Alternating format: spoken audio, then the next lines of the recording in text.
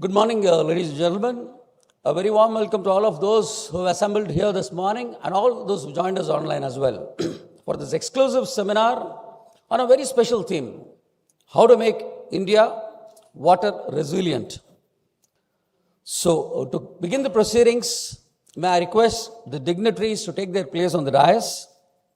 May I welcome Mr. K. Mahalingam, Senior Vice President MMA, Ms. Mridula Ramesh, CEO Sundaram Climate Institute and Executive Director Sundaram Textiles, Mr. Amit Chandra, Chairman Bain Capital, Dr. Rajendra Singh, Indian water conservationist and environmentalist, and Group Captain Vijay Kumar, Executive Director MMA. Ladies and gentlemen, we are still fresh in the morning. Let's welcome them with a fantastic round of applause.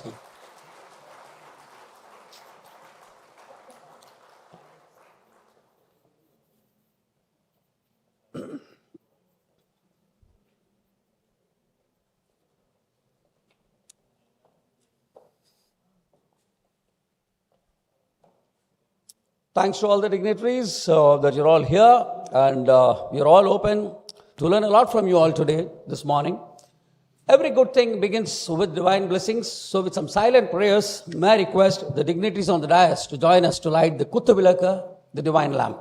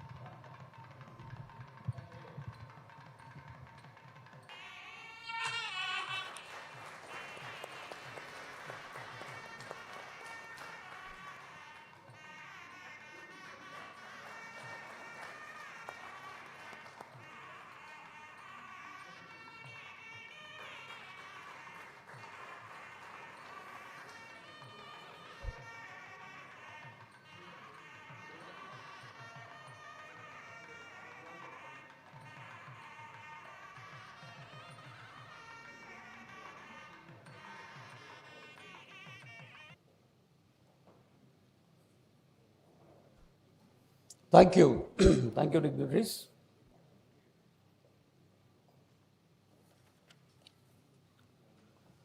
Ladies and gentlemen, Mr. K. Mahalingam is the Senior Vice President MMA. He's a Partner Director of the TSM Group of Companies. He is not a stranger to this audience, but it's my pleasure to introduce him once again. Founder Director, Curious People, a C4D project. He's a freelance advertising communication consultant. Mr. Mahalingam is a Partner Director of the TSM Group of Companies. He's also an active angel investor.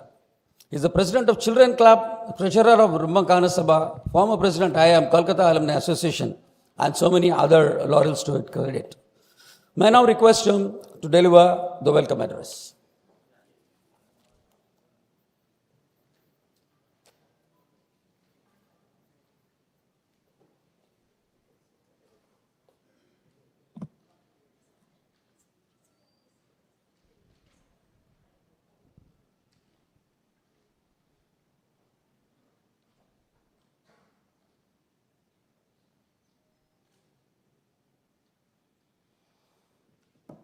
Good morning, everybody. I'm pitching myself. I'm not able to believe it's a Thursday morning on a hot summer day in Chennai. The auditorium is full for what I thought would be a very dry discussion on water. I'm really impressed with the audience here.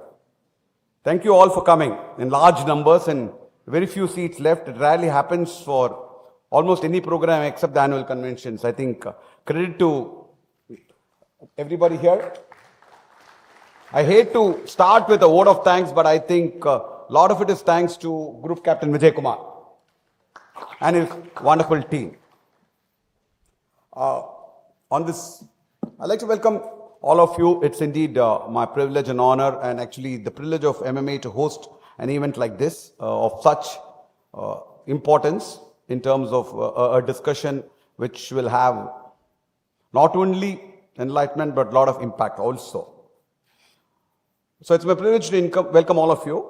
I'd like to first welcome the dignitaries on the stage. Let me start with Dr. Rajendra Singh. Mridula often calls him the waterman of India. It's really a rare honor for us to have us here. Fly all the way to Chennai. Thanks to Mridula, we have you here. Thank you so much. I'd like to welcome Mr. Amit Chandra, Chairman, Bain Capital. I think the star power on stage today is dazzling. Finally, of course, I kept Mridula last because I consider Mridula as much part of MMA as she's part of other things. Okay, she has done a lot of stuff for us. Thanks, Mridula, for this, and best wishes to your report.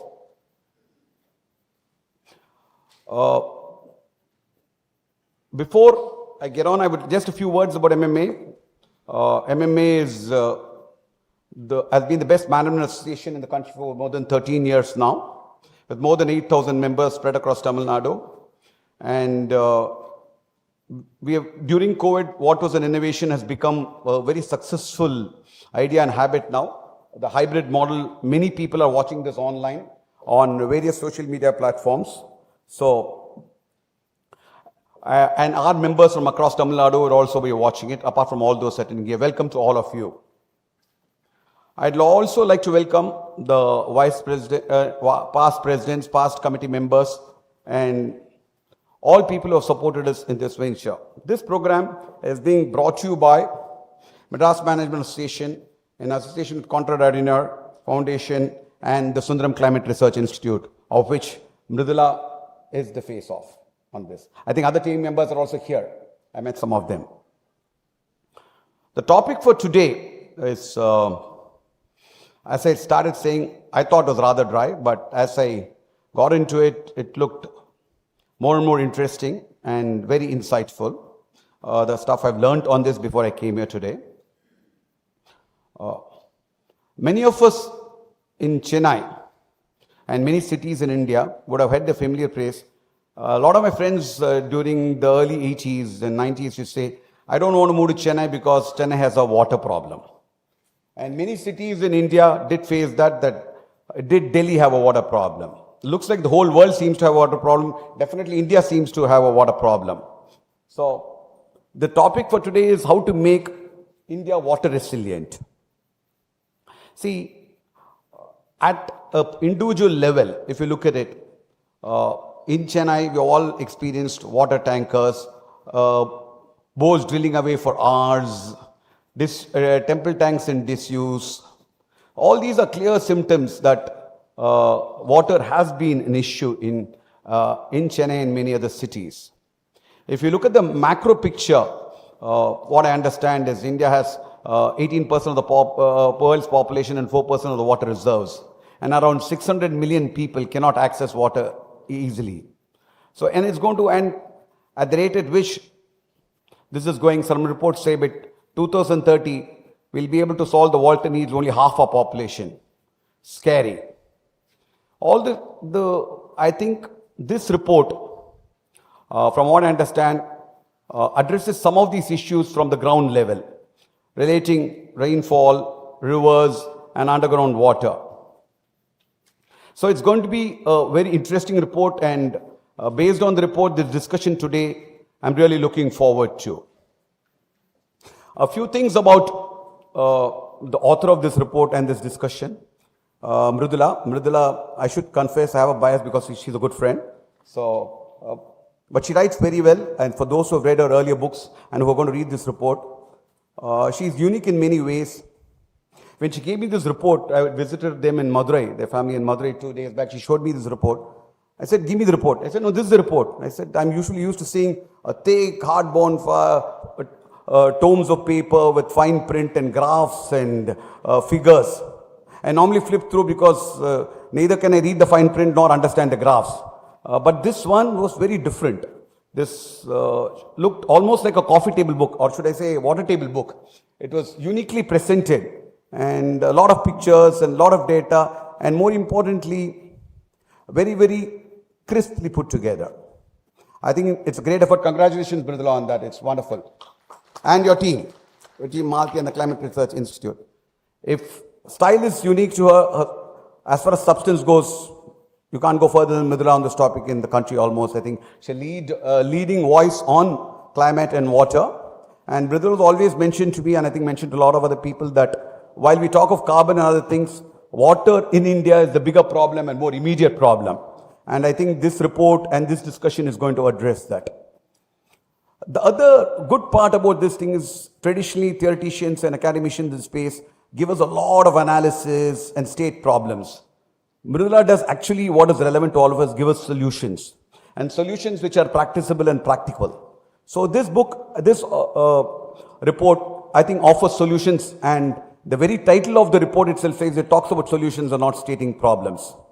So going back to some old it's proverbs we learned in our childhood. They used to say, don't spend money like water. I think it's prudent to spend use water like use money these days. So it's important, and it's a very, very important topic. I think on that note, I'd like to say this is going to be a very, very enlightening discussion, and we should all go away not with just a knowledge, but hopefully takeaways and solutions where we as individuals could help solve the water problem in the country and in Chennai. Thank you and welcome to all of you.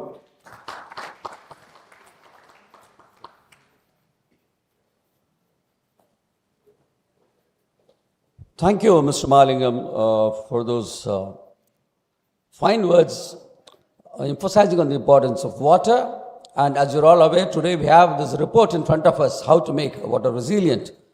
Setting the context and to give you all an introduction about what the report is all about, may I now invite Ms. Mridula Ramesh, but before that, a small introduction of Ms. Mridula. Just 1 second.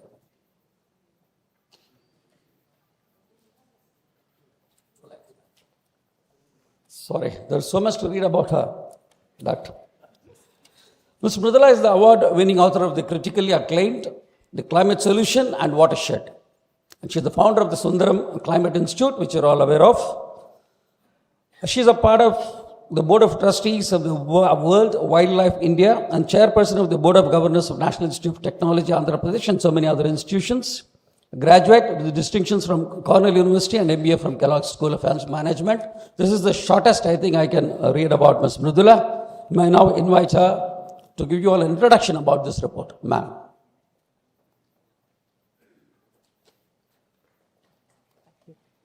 Very much.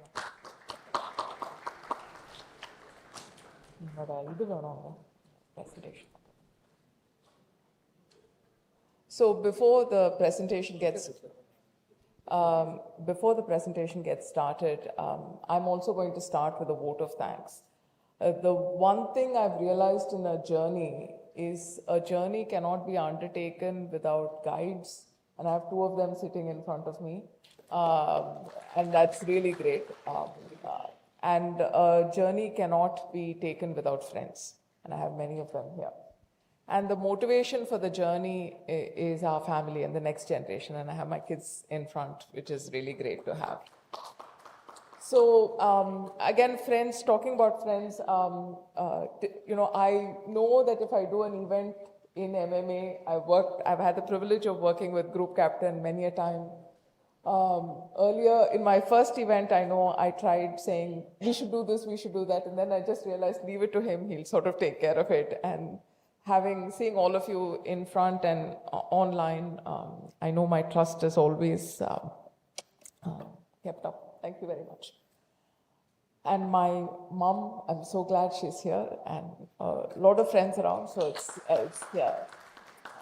it's great to start. But on a Thursday morning, it's a business day, and I see a lot of people from the corporate world, which is really great. Why are we here? Many of us have traveled from across the country. Why are we here? We're here for one word, water. And I'll start off with the clicker, Itana. Okay. This graph, for those of you who know me, I can't do without data. And this graph is, just to give you an idea, if you take 100 people in the world, 18 of them are Indians. But if you take 100 water drops in the world, only 3 of it is India's. So those 18 people have to almost make do with 3 water drops. That's India's problem. And parts of India are worse than that. Dry parts like Rajasthan, like Tamil Nadu, cities have less water and more people. And if you look at it another way, this graph again is just tells you how much water is available per person per day. And I want you to take away one thing from this graph. It's falling. It's falling fast, right? And Amit is going to talk about something that's related to this. If we compare ourselves with other countries who are falling faster and further than we have, we get to war.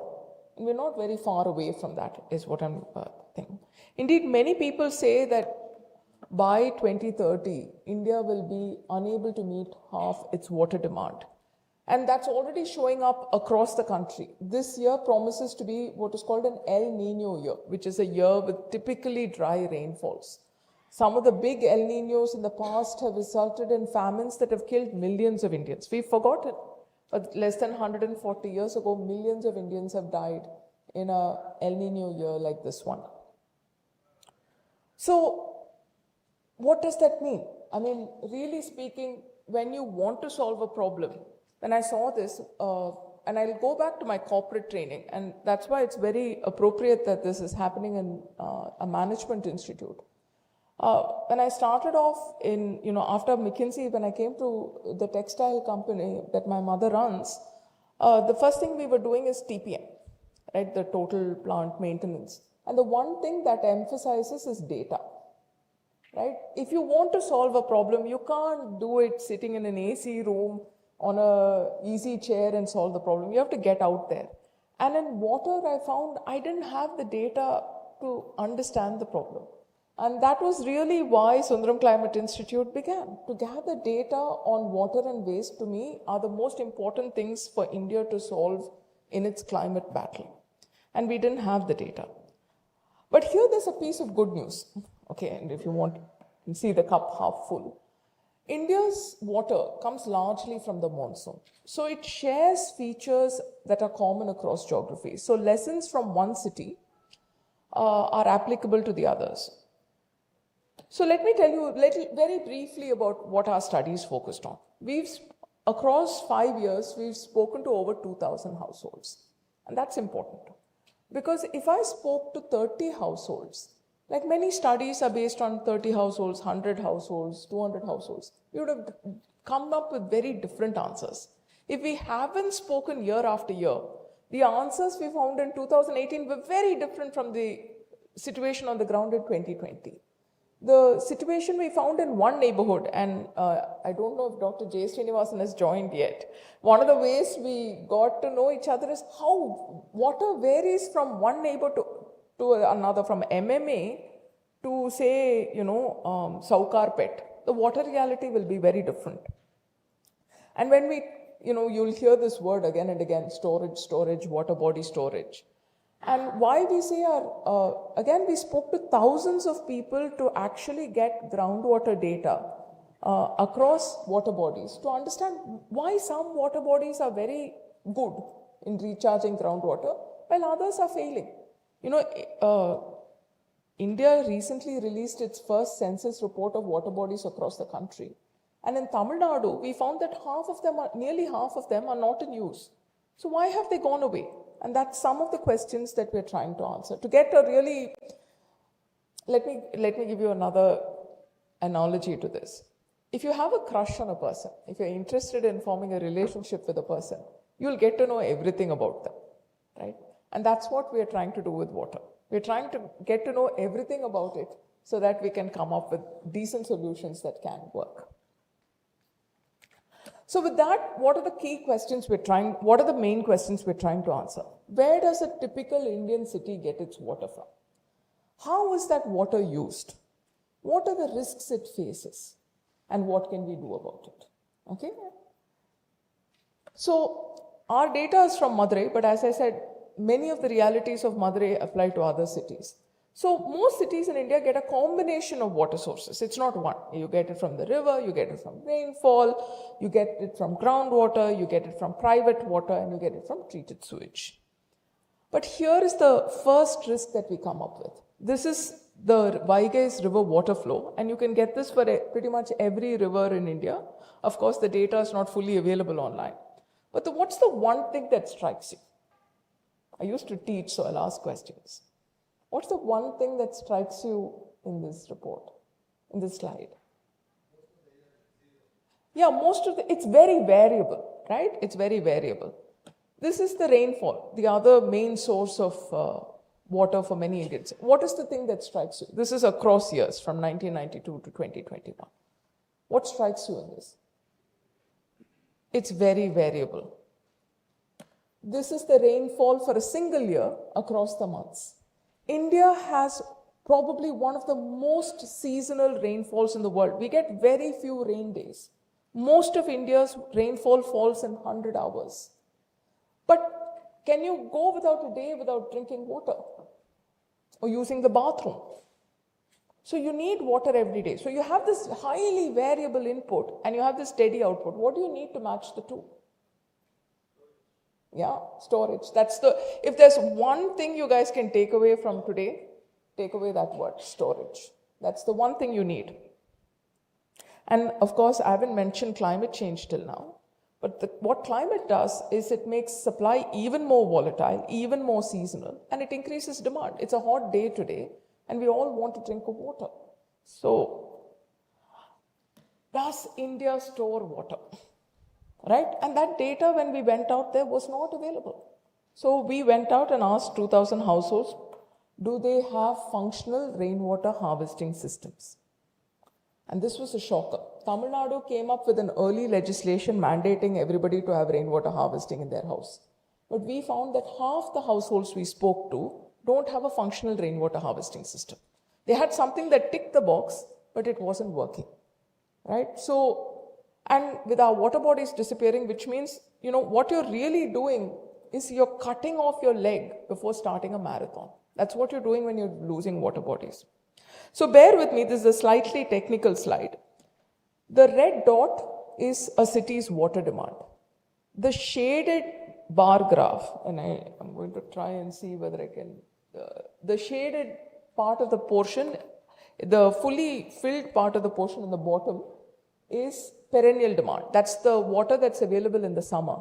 But the dotted part is the seasonal demand. When the river is full and it rains a lot, you'll have access to that water.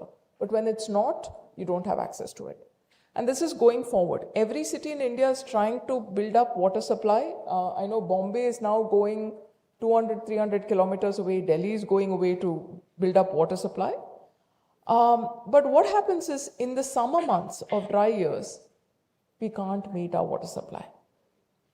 And this is what you get. So we asked 2,000 households how often they get their water. During good years, like this past year, almost everyone gets water every day or every alternate day. But during dry years, like 2019 in Chennai, only half the households got regular water. Most people didn't get water. And Amit was telling a story yesterday that, this is a lucky story. If only half the households get irregular water, that's a lucky story, and I'll leave it to you to tell the story during your time. It's shocking in parts of India and it's not spoken about. So what do households do when they don't get municipal water? First, they tap into their groundwater. 60% of our households use groundwater for some part of their needs. But 40%, and these are the poorest households. These are your auto drivers, your household helps, the people who run the, potikada, the flower vendor, all of them. They buy water. Free water is free is fake news. Right? And people spend 500, what we found, people spend 500 rupees a month buying water to meet some part of their needs sometimes in the year. And think of it this way. A 400 to 500 rupees spend that they're doing is essentially a El Nino tax that you're putting on poor households every few years. That's money they can't afford. And, both Rajendra ji and Amit will start talking about the human stories, people start compromising. People say, look, if I have only enough water to buy 25 liters a day or a week, I'll give it only to my newborn child. And my 2-year-old will have to suffer with whatever dirty water that it can get. And that's something Malati and her team found when they talked to people. And if it's muddy water, so be it. If you get, so that's why India loses so many school days to diarrhea and things like that, because they have the poorest amongst us pay the highest price for water. What about sewage? Israel treats and reuses its sewage. Singapore treats and reuses its sewage. In my book, I call sewage the Brahmastra in our back pocket. Right, it's right there. You go to the toilet every day, so sewage is right there. It's available every day, it's not seasonal. But India treats very little of its sewage. You just have to go a little while here and see the Kuvam to understand the reality of what I'm trying to say. Every urban river is like that. And if we only treated it, we'll see it in the end in solutions, we can become water resilient. So I'm just going to run ahead. You can't solve a problem without managing demand. And I'm going to say that, did we see any household who had a meter in their house, Malti? No, zero. Our house has meters, but very, very few households have a meter in their house, so you don't know how much water you're using. Can you manage a company when you don't know what the revenue is? You can't. Same way, asking us to manage build water resilience without knowing demand is going to be very hard. But we went ahead and asked people, how much water do you use? And we found the only people who could give us an answer were people who collected the water in their pots and had too little water, so they knew exactly how much they were using. I do the same questionnaire when I give speeches. I pass out a questionnaire saying, how much water do you use? And people who answer online don't have a clue. But with that caveat, we found a few interesting things. People with toilets which flush in the house, which is, I assume, everyone here, used much more water than people who used common toilets or non-flushable toilets. People who had access to a bore well used far more water than people without access to a bore well. And 3% of the people we spoke to had dry bore wells. So they were living in a day zero and they used the least water.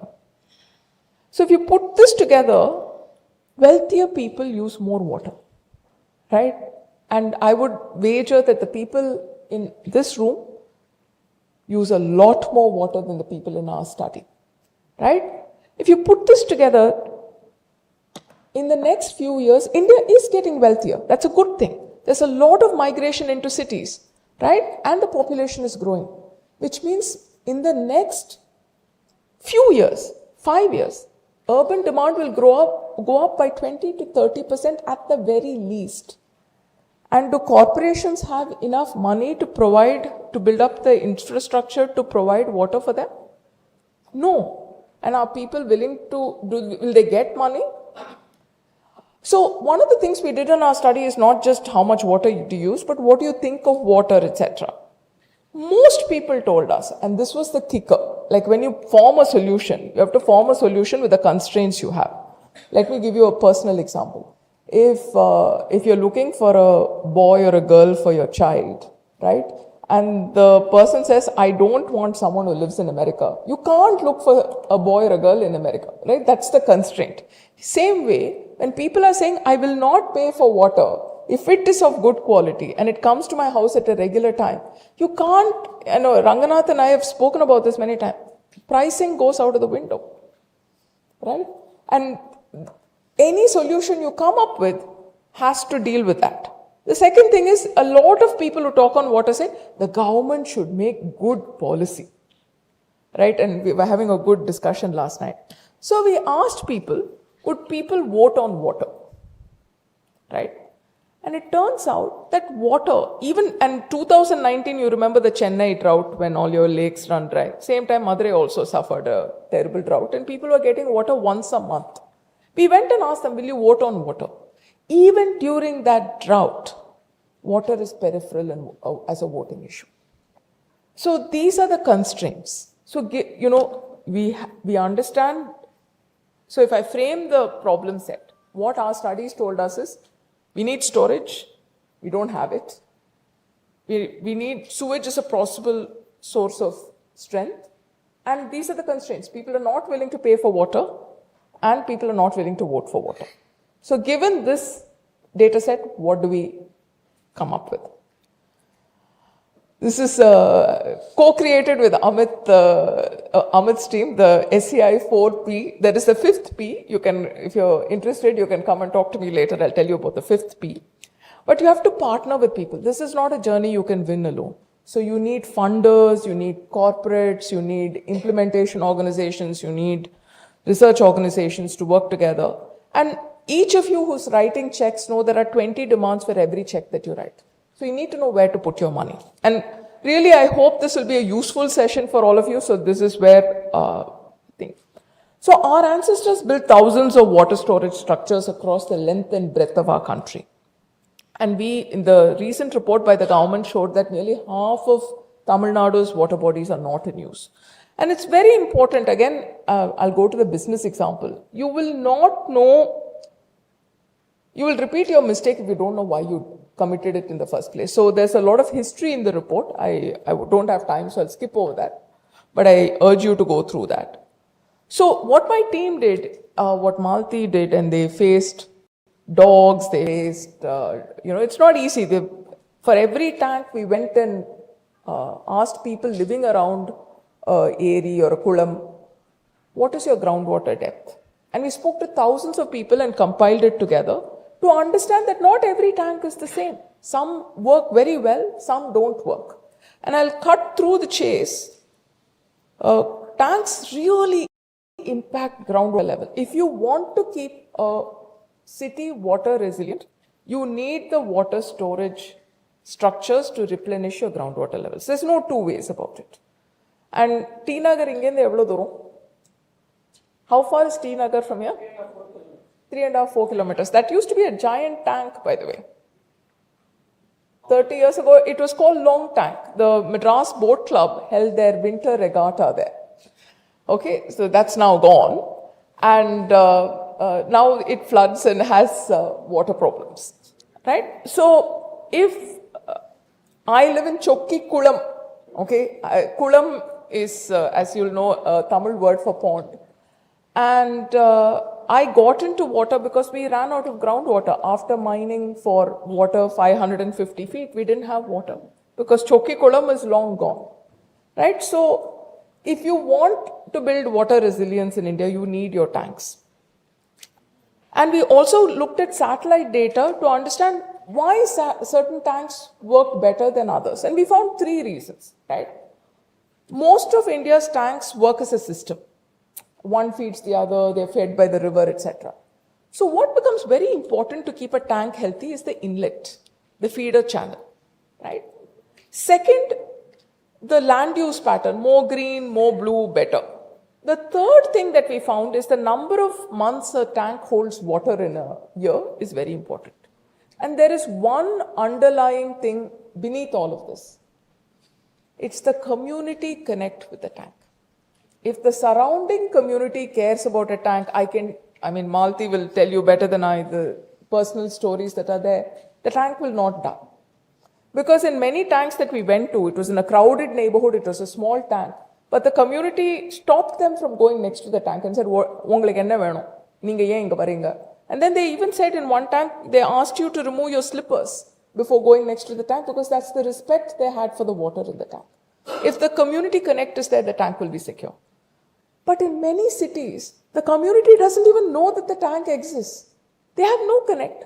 Because where does the connect come from? Look at your family. Why are you connected to them? You get something from them. You get love. You may get some food. You get protection. You get something. Otherwise, you won't have the connect, no.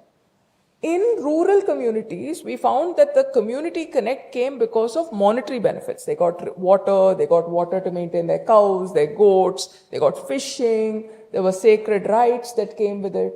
But in cities, that's all gone, right? So the tank becomes a nuisance. So when we understood, I'll just go back to this. In cities, why they disappear is a tank is valuable land. Look at the value of T Nagar. Would you give that up to make it into a lake? No, it's not going to happen because the community doesn't care. And it's worth a lot of money dry than wet. So the real question for us in solutioning when we understood is how do we build community connect with urban tanks, right? And I know many of you, okay, in the front row definitely, and many of you in the audience are working with tank rejuvenation, right? Water body rejuvenation. And I'll ask you one question. Will you go for a heart surgery without doing a few tests first? No, you won't. And what we are saying is, in our report, what we have is basically a set of tests that you need to get done before you go for your heart surgery. So you understand what is wrong with the tank, so you can intervene with what is required, and then after you intervene, you check and see whether it is done what it is supposed to do. So this helps you both. You partner with people to do this research, and it's all open source, guys. You don't need to come to us. It's out there. You can take the report and you can follow it. And it's basically a before and after test that you would do after any intervention. And it will help you to prioritize where you need to get done. So basically, we say intervene where it's required, in areas where the groundwater is low and in tanks which are particularly vulnerable. If you notice, there is a whole sector where we say do nothing. Because you don't need to do anything. Save your money. You don't need to do anything there. So, you can rank tanks, and Malati will be happy to walk you through, or our report will be happy to walk you through what you can do to do it. But the second P, so the partner and prioritize are the first two Ps. The third P is actually preach. And I'll give you why. So we asked people, right? We asked people, what is your role in managing your water? And most people said, they don't know. We got this confused smile. This is what we got. And that becomes very important, because if people don't take responsibility for your own water, you're not going to get policy, because water is not a voting issue. You're out. You can't do anything about it. Most households didn't realize that sewage could be treated and reused. All of these are present opportunities. Many urban households didn't understand that having a functional tank in their neighborhood helped build up both their groundwater levels and their flood resilience, especially in Madras. Why do you think T Nagar floods? It used to be a lake. So lakes typically fill up when it rains. So the last thing is prosper. The community connect. How do you build community connects in urban tanks? Again, because of interest of time, I'll just go through this. We did a study with an urban tank, which if you fill it with water and you give it infrastructure, a single water body can provide 100 jobs. And that's the key. In urban tanks, if you can equip them with simple infrastructure, a walking path, a cycling path, some benches, a selfie spot, Wi-Fi hotspots, right? A performance space. Then you can get food stalls and you can start creating, I think the Kodaikanal Lake supports about 1,000 jobs. The Vandiur Teppakulam, where we did this study, it went from 0 to 123 jobs. So, that's the way to do it. That's one of the ways to build the urban connect. Again, I'm going to skip ahead. Decentralized sewage treatment. You remember the gap you saw in the Madurai balance sheet? That gap can be filled by treating just half of the city's sewage. Right? So I'll end there. It's a big problem. It's a serious problem, and I think Amit and Rajendra ji will tell you more stories on how serious it is. But in our mind, we have workable solutions, right? I'm talking from a personal example where I went from buying water to not buying water in the last, 7-8 years. We have a man with us who has brought 11 rivers to life in a dry land, right? We have a man who has rejuvenated thousands of water bodies across the length and breadth of a country and taken some of the driest areas from buying tanker water. You can build water resilience. Let's not make this is a solvable problem. but it needs to be solved within the constraints that we have.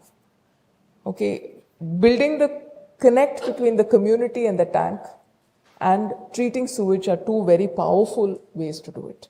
Thank you. To join Ms. Mridula Ramesh. And I also take this opportunity to welcome Mr. J. Srinivasan, who's joined us online from Bengaluru. Good morning, sir. I hope I'm audible. And yeah, so I request Revati to get a copy of the report, and so that Mr. Mridula can present to all the dignitaries a copy of the report. And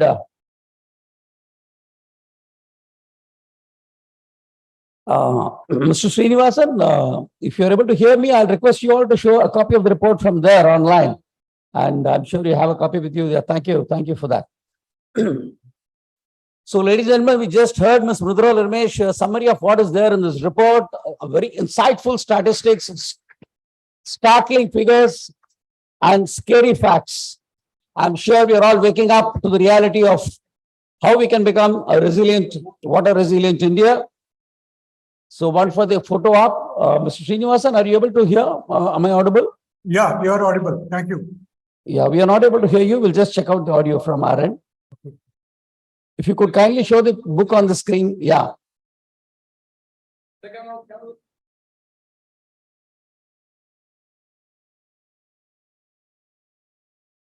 Thank you. Thank you so much.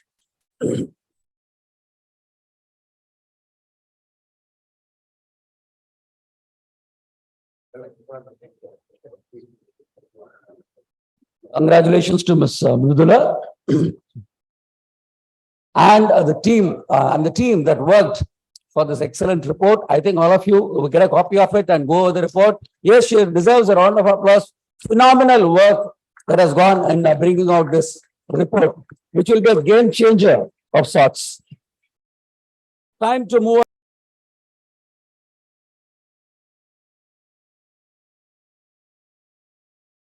on. India office. He was a part of the Asia's leadership team for over a decade.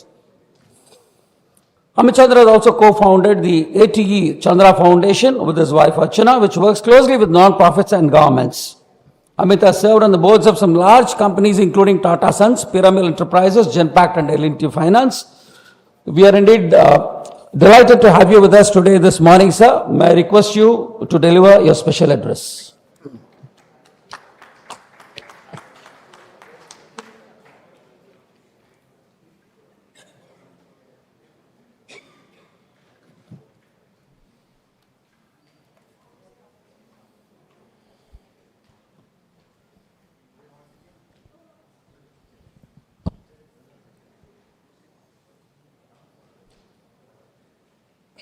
Mridula is a very tough act to follow, but I'll try to do my best.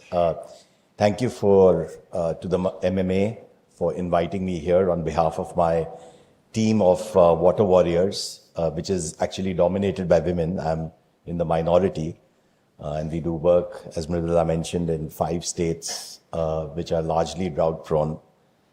Vanakam to esteemed dignitaries, both all of them are sitting off the dais, and friends who have gathered here today to share love for a topic that is not only vital for the existence of coming generations, but also rapidly becoming crucial to our own existence. And Mridula, I think, did a great job of highlighting why. An estimated 1 in 40 people in large region of Syria have died since 2011. Even a more stunning 1 in 3 people have been displaced. The impact of this has rippled well beyond Syria and drawn in players and superpowers from all over the world, reshaping geopolitics. In Sudan, in recent times, displacement has been around 1 in 15 people. Still a very scary number. Now, I have given a few speeches recently, and I'm scheduled to give a couple of more before the weekend ends. So before anyone thinks I've mixed up my speeches, let me elaborate that the common thread between all of these incredibly sad stories is actually the water crisis, which has been made worse by climate change. This combined with local undercurrents and inequality have ignited tensions between communities, farmers, leading to violent clashes and ultimately causing mass displacement and death. These are two horror movie trailers that underscore the vital importance for us to address our own lurking water crisis. But first, we must all agree that we have a problem that actually looks very similar. I need not elaborate tensions that already exist between states and in some cases between districts, which are sometimes deep-rooted in unresolved issues. Lay on top of that growing inequality and agri-distress, which has the potential to cause disquiet in rural areas. In the world of social media, aspirations are now becoming much higher, and it is easier for disquiet and dissatisfaction to spread rapidly. But what is the underlying water-related crisis? Now, according to Niti Aayog's own data, nearly half our population faces high to extreme water stress. Unsustainable extraction of groundwater has led to declining water table in nearly 2/3 of our states to precarious levels. Consequently, our per capita water availability has rapidly fallen to 2/3 of what it used to be just a few decades ago. It's now 1,500 cubic meters. We are now, as Mridula pointed out in her opening remarks, witnessing far more frequent climate change events like droughts and floods. Even urban areas are increasingly experiencing volatility, and again, she had a great graph on that in municipal supplies. She's written about that in her book. And this is actually causing a lot of pressure on fresh water supply by municipalities across the country. By way of example, I was in Jalna. Now, this is not a small city. It's the steel and seeds capital of Maharashtra just 2 days ago. It gets 1 to 2 days of municipal water every month, and that too for under 2 hours a day. This is for the past decade, and it's experienced just one drought in this period. Now, just imagine what's going to happen in an El Nino year. Now, if our problem with quantity wasn't enough of an issue, around 70% of India's surface water is estimated to be polluted or of poor quality and is getting worse. This will undoubtedly increasingly affect the health of humans, animals, and of course, flora and fauna in times of come. Now, with all of this, and Mridula pointed out, the current demand pattern will continue to grow, and we are further aiming to build pipes to all houses, which is actually good. And so as our GDP per capita grows robustly, about half our need for water will be unmet in just a decade. With all of this, friends, I believe a radical and urgent change is needed in the approach to water management for us to address this looming crisis and make our beloved country water resilient. In my view, and Mridula, I think, laid some of the foundations of this, the approach needs to have 4 major pillars. Mridula often in her books talks about ancient wisdom, and I believe in that as well, and we need to learn from that. Not much of what I'm going to say today is new, but based on my experience, I believe that our execution needs to now shift to a very high gear on these pragmatic pivots, and we can indeed achieve our goal. The first pivot is recycling. This is the most critical way to make India water resilient, and we need to be smarter about how we recycle our water. As she pointed out, we need to harvest our rainwater and we need to process our wastewater.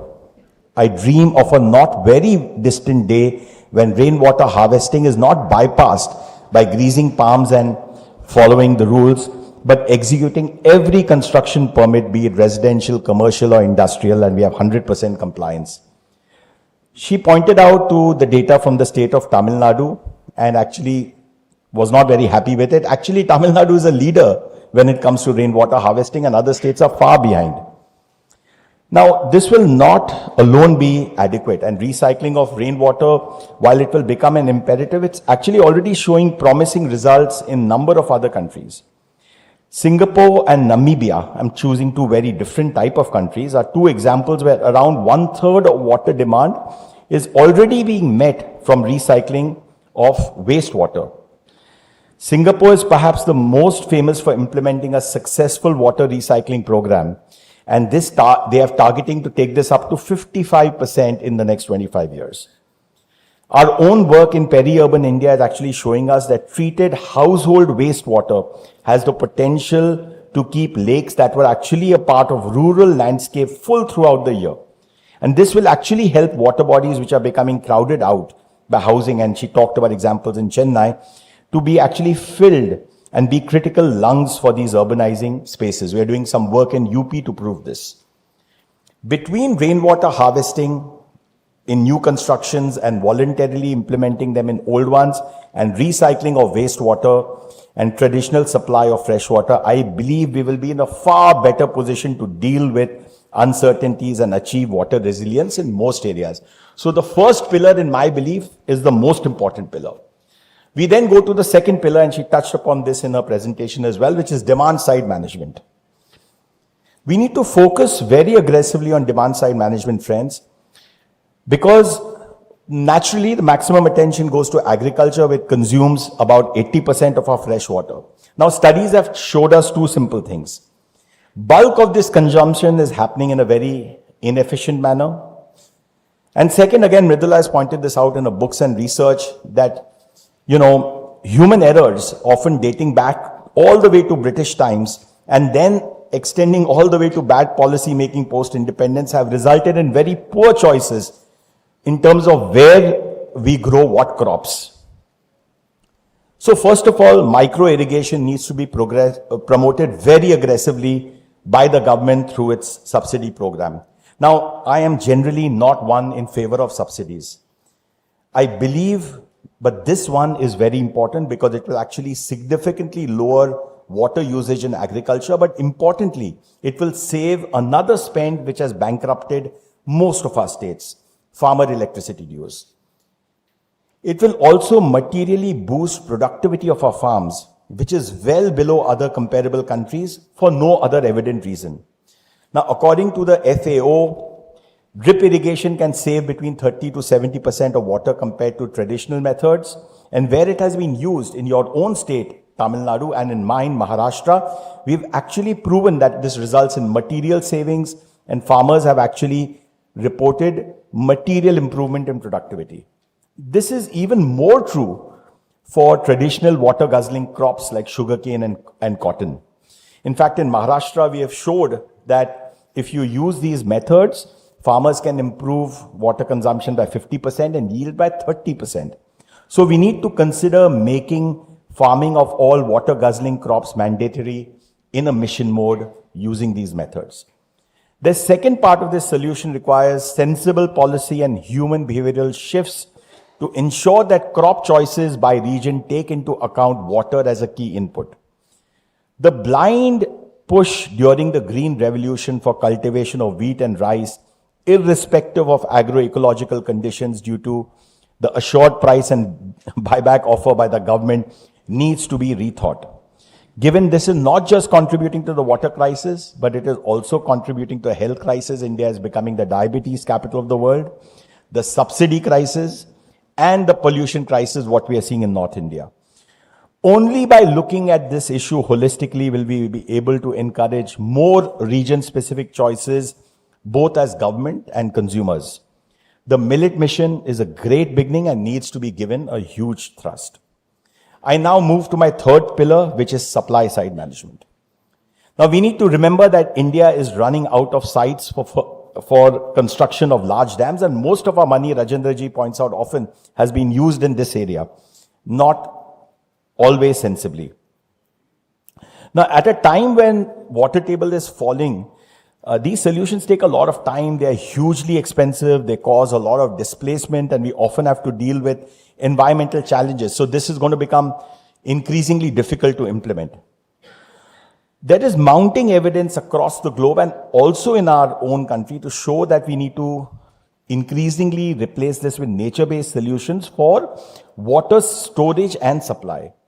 Our own national water policy places emphasis on this through rejuvenation of catchment areas, which needs to be incentivized through compensation for ecosystem services, particularly to vulnerable communities. Now, I can give you one example of this, which Mridula again touched upon. Our own foundation has been working with various governments and in partnership with NGOs to rejuvenate water bodies for the last 7-8 years. This has resulted in helping form a policy which has led to the rejuvenation of over 5,000 water bodies across Maharashtra through a scheme called GDGS over the last 6 years. Encouraged by this, we successfully ran a similar program for Niti Aayog in 3 states and are now expanding that this year to 5. In this model, partnership is critical, and she talked about her 4P network, because we encourage community participation, which is the critical pillar. Farmers cart the silt and actually pay for 2/3 of the program of the entire cost. In exchange, they get water security, they get good quality silt, which is rich in organic cotton, which turbocharges their income. The state and donors like us come in as partners to fund the balance cost, and we work with NGOs who really understand the reality on the ground and help execute the program. The recently concluded census of water bodies by the Ministry of Jal Shakti shows the huge scope of this solution. For example, Maharashtra alone has 96,000 water bodies. Unlike Tamil Nadu's data, which I found shocking, 98% of the water bodies in Maharashtra are functional. Imagine the impact of rejuvenating even half of these water bodies and what that could have on water security and boosting farm income. Now, unlike building large dams, the cost of rejuvenating a water body is just a few lakhs. So all this can be done with under the cost of building one large dam.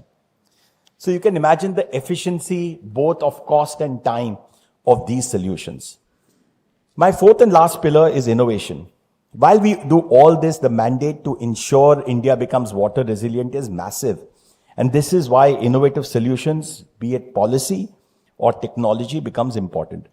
We should constantly be on the lookout for these, and wherever we find something promising, we should explore scaling them up quickly.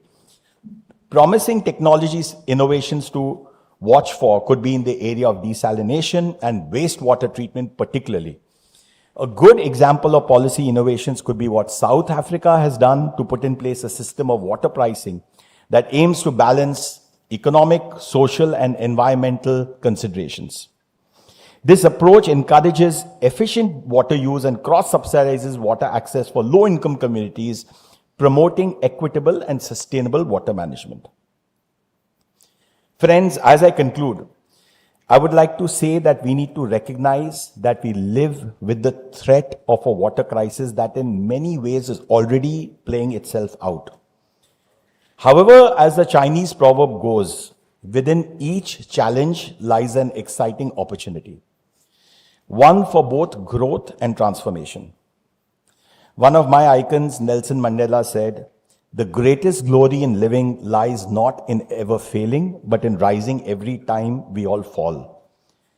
The solutions, as I outlined and Mridula talks about, many of them are steeped in ancient wisdom of how our own ancestors managed water so well, and those who didn't actually saw their dynasties perish.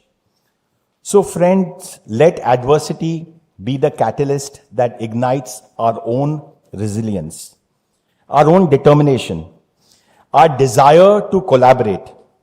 For if we do so, we shall certainly overcome this crisis and make our beloved country and our own beloved states water resilient.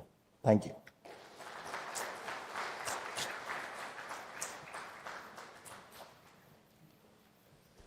Thank you so much, Mr. Amit Chandra, for the insightful address, not only for identifying the problems, but also those 4 pillars that you lined up as solutions to the problem. Ladies and gentlemen, much awaited moment of the day. May I invite Dr. Rajinder Singh to come and take his place on the dais. We are all ears to you, sir, waiting to listen to you. Let's welcome him with a round of applause. We know Sardar Patel as the Loh Purush of India. Here comes Jal Purush, Waterman of India, Dr. Rajendra Singh, is a renowned river regenerator and environmentalist.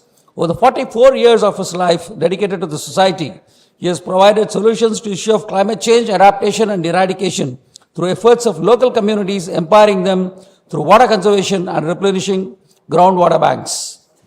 Dr. Singh believes that the water problems are such that they cannot be solved by science or technology alone, which is true. What is required is community involvement, policy leadership, and use of local knowledge. May I now invite Dr. Rajendra Singh to deliver the keynote.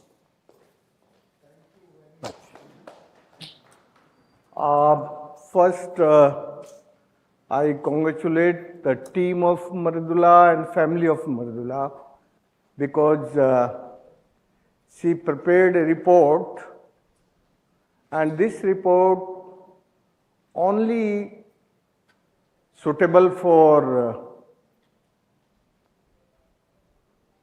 more than 40% people of India who is living in the cities or who is saying we are educated. So this report useful for educated, modern educated and urban people. She done great job in Madurai experience, and that Madurai experience is we can learn for South India and North India, some cities. But you know, today is a climate emergency. That due to the climate emergency, this emergency is not only in India. This is a global emergency. But this emergency is possible, we can solve this problem. This global problem, but solution is local. My experience in Rajasthan, in last 45 years in Rajasthan, where the people is displaced. Nobody, youth, women or youth men living there because no water. That time I am a medical doctor from Ayurveda, traditional medicine. So when I reached there, all people sick from night blindness due to the malnutrition. So I started treatment. After the 7 months, one old man told me, Rajendra, what you are doing? So I told, before you can't see this world, now you can see the world, I am doing this. He speak me, but what is the use I can see this world? Yes, I seen this world, but I face pain. I am going 15 kilometers far away for drinking water. Before I can't see this world, the people of my village put the water in my pot. And I drink and I am living in my hut. And I am enjoying my life. When I see this world, I am facing pains. So I asked him, Kaka, what I can do? So he said, stop your medicine and stop your education. This medicine and this education is not useful for us. This education creating a disaster in the villages. This education is not useful for us.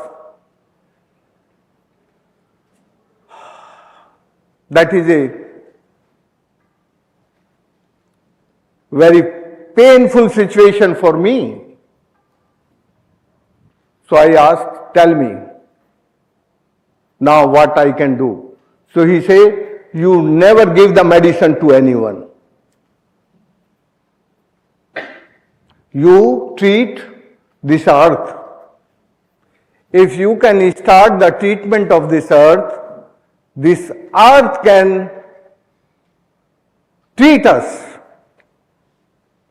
So my dear friend, I can say this house, that day more than 95% people is facing problem of the blindness, night blindness, Ratondi. Now not a single person facing the blindness there.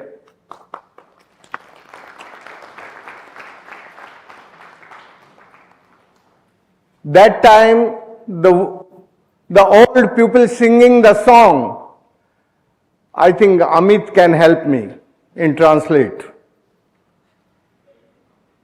बादल तो आते हैं हर साल मेरे गांव में, पर बरसते नहीं है वो, रूठ कर चले जाते हैं कहां हम नहीं जानते। जिस दिन से बादलों ने रूठना शुरू किया, मेरा बेटा और मेरे बेटे की बहू भी रूठ कर दिल्ली चले गए। अब न जाने वो कैसे रहते होंगे। मेरे खेत में पानी नहीं, मेरे खेतों में हरियाली नहीं, तो फिर मेरे बुढ़ापे में खुशहाली कहां। My gosh. Last night. It's on. Last night we discovered that not everything translates well.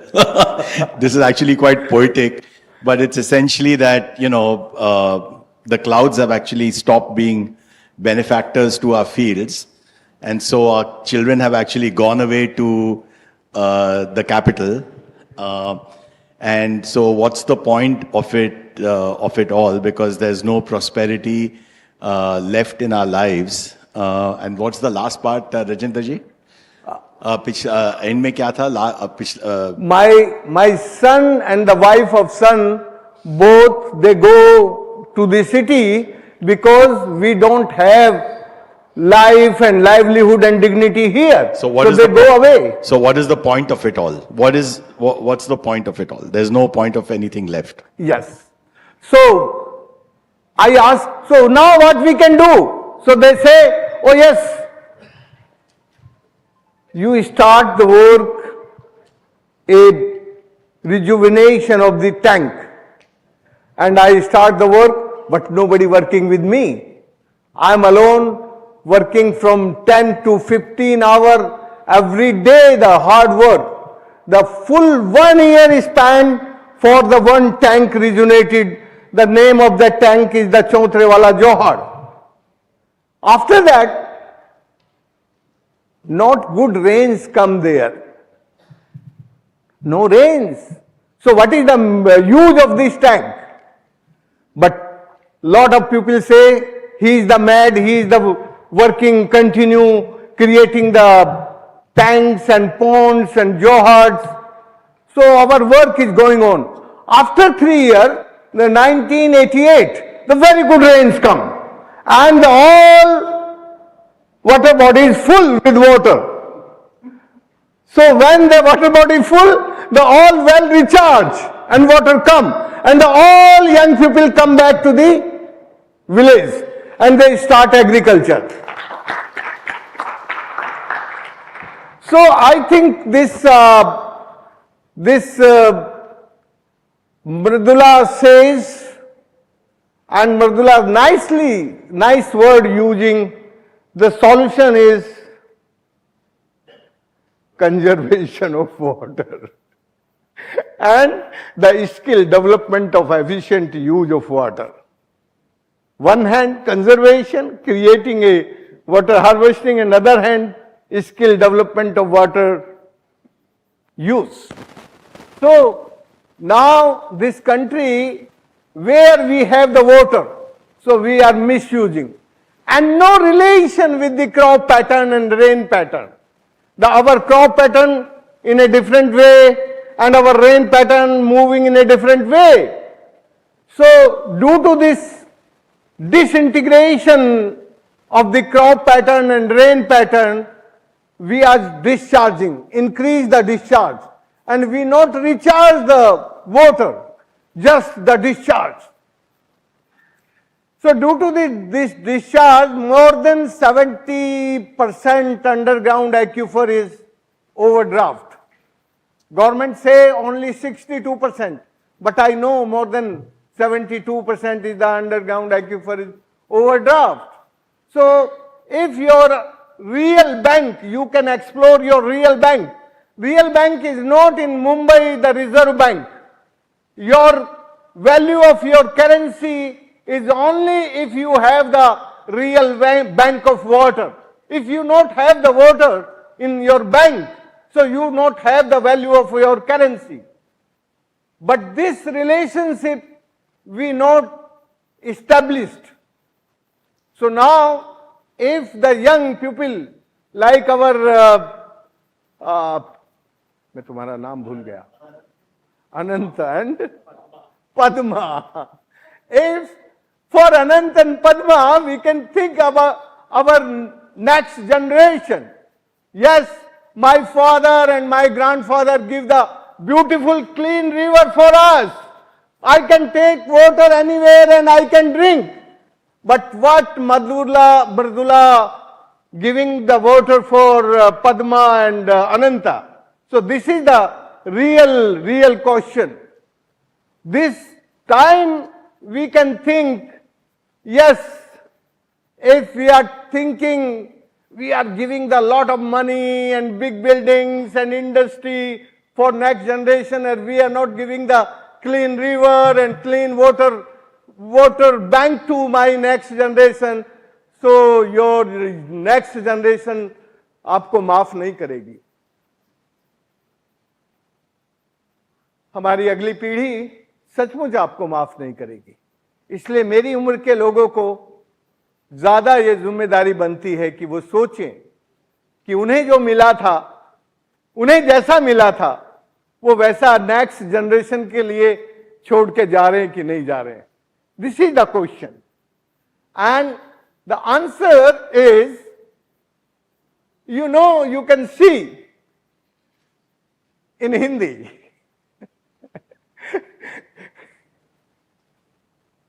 विनाश काले विपरीत बुद्धि. When you are moving toward to the disaster, your brain is not on right line. This sentence I am not speaking before, in the first time in the indigenous wisdom say in India. So we can explore some more solution what we can do. You know, in India, 12,000 years before, our Veda says, if the rains come, you conserve, you nourish your earth and you nourish to the humanity. But you not have any right stopping the river, damming the river. You not have the right, because that river have the right of flow. So you give the flow, you ensure the flow of river. You can't stop the river. But we not respect this wisdom. We never give the respect to this wisdom. Again I am clarifying. Our Atharvaved says, the rains come for you. You can conserve. You can use. And by that you can nourish to the humankind and nourish to the earth. But you not have the right to stop the river. You not have the right of the dam the river. I am not speaking. Your Veda says. And in the end, the Indian have the wisdom. Apaha Brahmasmi means apa mane jal. I am the water. I am the planet. This water create a one planet. Without water, you can't create a one planet. So the Veda says, Apaha Brahmasmi. मैं ब्रह्मा हूं, मैं ब्रह्मांड को बनाता हूं और मैं ब्रह्मांड को चलाता हूं. This indigenous knowledge system, great knowledge system we have, but we not pay the respect to the water today. We pay the respect only for currency. So if you pay the respect of the currency and you not pay the respect to the right of the water, and the water is life and livelihood and dignity, everything, but we not have the respect today. The all water banks, your tanks, your ponds, your wells, your boundary step wells is dirty. Most dirty place today. And before, when the creator of the ponds and tank, they create like pilgrim, like sacreds, the water sacreds. But we forget that.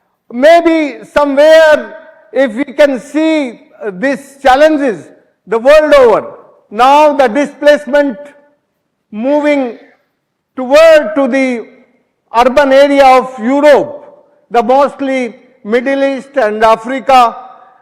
In last 9 years, I visit the 127 countries. I see this scenario of the displacement, where the people is moving. The people of Europe, European urban people say, oh, climate refugee come in my city. So the climate refugee now, this is the tension, and this is creating the third world water war situation. Before two war is the vertical war, like this.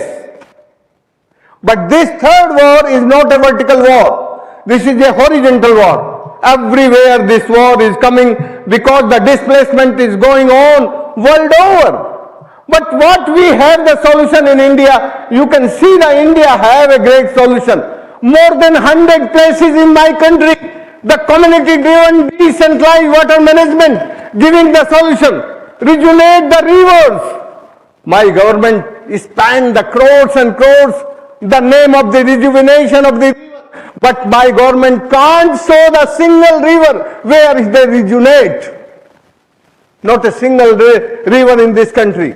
But the community rejuvenate this country in everywhere where the community start the work. So, ये जो पानी है, ये राज, समाज और संतों का साझा है. ये पानी किसी एक का नहीं है और नदी भी किसी एक की नहीं है. तो जब ये एक का नहीं है, तो फिर ये केवल राइट का इश्यू नहीं है, ये रेस्पॉन्सिबिलिटी का इश्यू है. इस पर हम केवल राइट क्लेम करेंगे तो ये काम नहीं चलेगा. इसके प्रति जो हमारी रेस्पॉन्सिबिलिटी है, उस रिस्पॉन्सिबिलिटी का realisation and internalisation, not only realization and internalization, both we needed. You can just help me. All this is not just a issue of right, it's also an issue of responsibility. And unless we have that realization, this work will not go forward. You can see your country. 17 states, 365 districts facing the scarcity and drought, and 190 districts facing the flood. When we get the independence, that time only 1% under the flood. Only the Orissa, Bengal and Bihar. Now this flood coming in Rajasthan. So why this flood and drought is increasing everywhere? The more than 60% of your country facing the scarcity of water, and 30% your country facing the flood. The both is simultaneously increasing and replicating and scaling up. So why this? You can see the scenario. This is not my map. This is the map of the world resource map and approved by the government of India, Niti Aayog. So why this? Because due to this modern education system, we not integrate the science and technology and engineering. My community is uneducated who teach me. They integrated with Vidya. They integrated with wisdom and knowledge system. They are not just educated. The education always give the great information, lot of information, but the all information based of disintegrated. Your medical science, your engineering, the all type of the information you have in a disintegrated way. But Indian way of life and livelihood and dignity is in a way of integration. My illiterate teacher, my guru, Mangu Kaka, teach me, oh Rajendra, here is the vertical fracture. So you make a dam here, Johad here. The all water come in the underground aquifer. Where the confined vertical fracture, you make a different type of the design. Where the mixed fracture, so you make a different design and select the site. And where the horizontal fracture, you make a different design and select the site. So we give the respect to the underground aquifers and we stop the evaporation loss. So we integrate the science and technology. And this science with sense and the technology and engineering with consciousness and concern, the equal conscious and concern for nature and humankind. So we rejuvenate in last 45 years the more than 17 rivers in 7 states. In 2000 only 5. So continuously this work is reapplicating and going on where the now river is flowing. So I can invite to Mardula and the family of Mardula and team of Mardula can visit where the people living with the guns, only guns, बंदूक के साथ रहते थे. पूरी चंबल के हमारे 4 जिले, चंबल के 4 जिले, सवाई माधोपुर, करौली, धौलपुर और Dausa. 4 districts of Chambal, where people used to only live with guns, now people have given up guns. अभी तो वो लोग प्यार से रहते हैं. Now they live very happily. बंदूकें छोड़ दी, अब बंदूक की जगह फावड़ा और हल आ गया है. Now instead of guns, they basically have taken up agricultural implements. तो मैं बस इतना कहना चाहता हूं, really this report is very good, wonderful report, but this report serves only for modern educated people and urban area. The most part of this country in Bharat, round about 50% or 55% or 60%, they have a different school and different wisdom, but we not have that respect of that wisdom. So if we not have the respect of that wisdom, we can't give the solution for all over the country. If we are moving with the solution is a indigenous knowledge system of India. शिक्षा केवल लाभ के लिए काम करती है. शिक्षा पाने वाला केवल बेस्ट प्रॉफिट क्या हो सकता है उस पर मूव करता है, और विद्या पाने वाला सुख के लिए. एजुकेशन, पहला सेंटेंस बताइए सर. शिक्षा केवल लाभ के लिए काम, लाभ के लिए काम. Education only works for profit. Second sentence, the Vidya, which indigenous knowledge system, indigenous knowledge system moving to Subh is moving for peace. Yeah. Peace and prosperity. For prosperity. And all people can live jointly and do something So jointly. we must basically follow that path. So I just saw something, when the people know the river basin, so they select the site and they recharge the underground aquifer and control the evaporation loss. So if we can control the evaporation loss, yes, evaporation we need it. Trans evaporation we are also needed. but not everywhere. In Rajasthan, if you evaporate, so very less water there. So we are working in Rajasthan. So we bias little bit for Rajasthan. So we not allow to the sun. He can't evaporate my water. So I putting in the underground aquifer. Every water harvesting structure. We created 13,800 small check dam, Anicut, Johad, Ban, Talao. The all water bodies without any support of any corporate and without any support of any government. Any government. We never take a single pipe from any corporate or any government. The all 13,800 water bodies created by the community. So now the solution of this country only community-driven decentralized water management. Only solution by the community-driven decentralized water management who recharge the underground aquifer and who can show the and who can have the respect of the wisdom of pupil of India. You know, the engineering 700 years before in a Jaisalmer city we have this God Sister lake.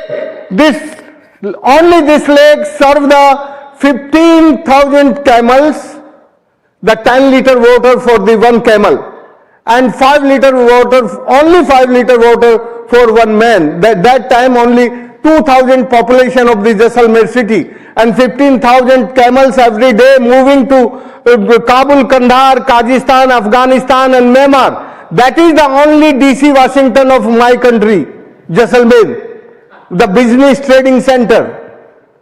The all over the world. So you can think where only the rainfall is this in a year. 200 mm rainfall. The 200 mm rainfall serves the 15,000 camels and 2,000 population in Jaisalmer.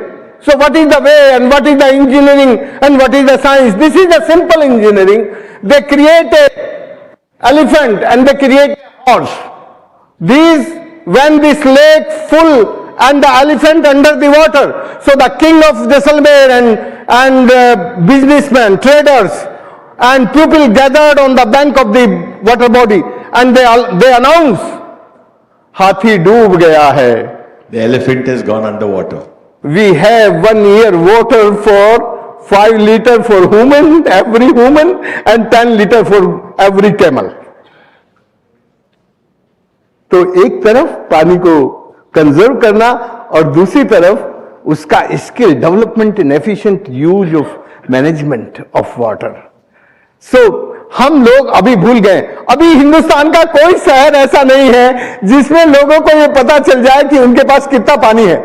We've forgotten, we have no science left where we can actually now estimate these things. Yes, but before they have in a simple way, they have the science, they have the engineering, they have the technology and the all integration, everything with that. So due to that, we serve, and now these illiterate engineers, the illiterate scientists, the all illiterate engineers and scientists gathered and the all decision taken where we make a site. So the all site selection done by my great engineers who never go to the school. So they are the engineers and they are the scientists, and that science is with common sense and that engineering and technology with concern and consciousness of nature and humankind both. So that is the way they are select the site, and where the steep slopes, they make a convex design them, and where the gentle slope, they make a concave design them. So the all dams and johads making by the contours and natural engineering, the all calculation by the natural engineering. Due to that हमने कुल 13,800 बांध जोहर बनाए जिसमें से 2.5 लाख कुएं recharge हुए.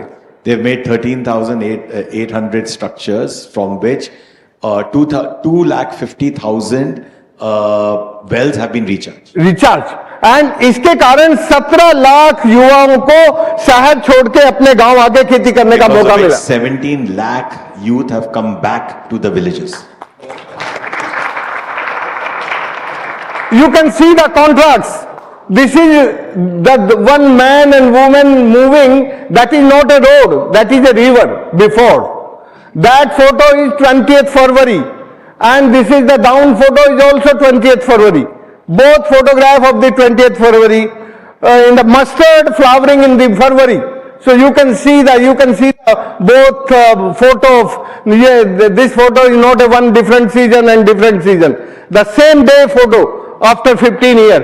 So now this river is flowing and wasteland under the crops, mustard, and we not growing much wheat. We are growing mustard and gram because the less water we needed without irrigation. So we link a crop pattern with rain pattern. You can see the same river in the downstream.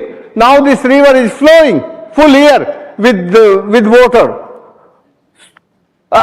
You know, when they announced the Water Nobel Prize for me in 2015, so the all over the world, all scientists against me, they say, oh, Rajendra is the person who is the person of the Ayurveda. He is not a water engineer, he is not a water scientist, so why he can got this award? So my government put a commission in C.S. Jha. C.S. Jha is the Remote Sensing Center, Hyderabad, Deputy Director General. So he say, एक line पढ़ लो बस. Immense increase in vegetation clearly visible in the region. उसने ये नहीं लिखा कि क्या हुआ, और उसने उनके पास बहुत सारी स्लाइड थी, पर प्रॉब्लम ये है कि तुम यदि काम करते हो ना तो तुम्हारा सम्मान नहीं है, सम्मान है उसी शिक्षा वाले का. उसका जब साइन होगा, जब उसकी रिपोर्ट जाएगी, तब आप अप्रूव होंगे. The problem with the world is that we want to only reward degrees and where those, which institutions have awarded those degrees as opposed to the work that has happened. हमने क्योंकि linking crop pattern with rain pattern किया, उसके कारण हमारी नदियां बह रही हैं, नहीं तो अब तक सूख जाती. This is my guru. He teach me. He show me the path for rejuvenation of rivers. बस मैं 2 मिनट में अपनी बात खत्म करता हूं, मैंने ज्यादा हो गया. I'll summarize in 2 minutes. Yes, you know,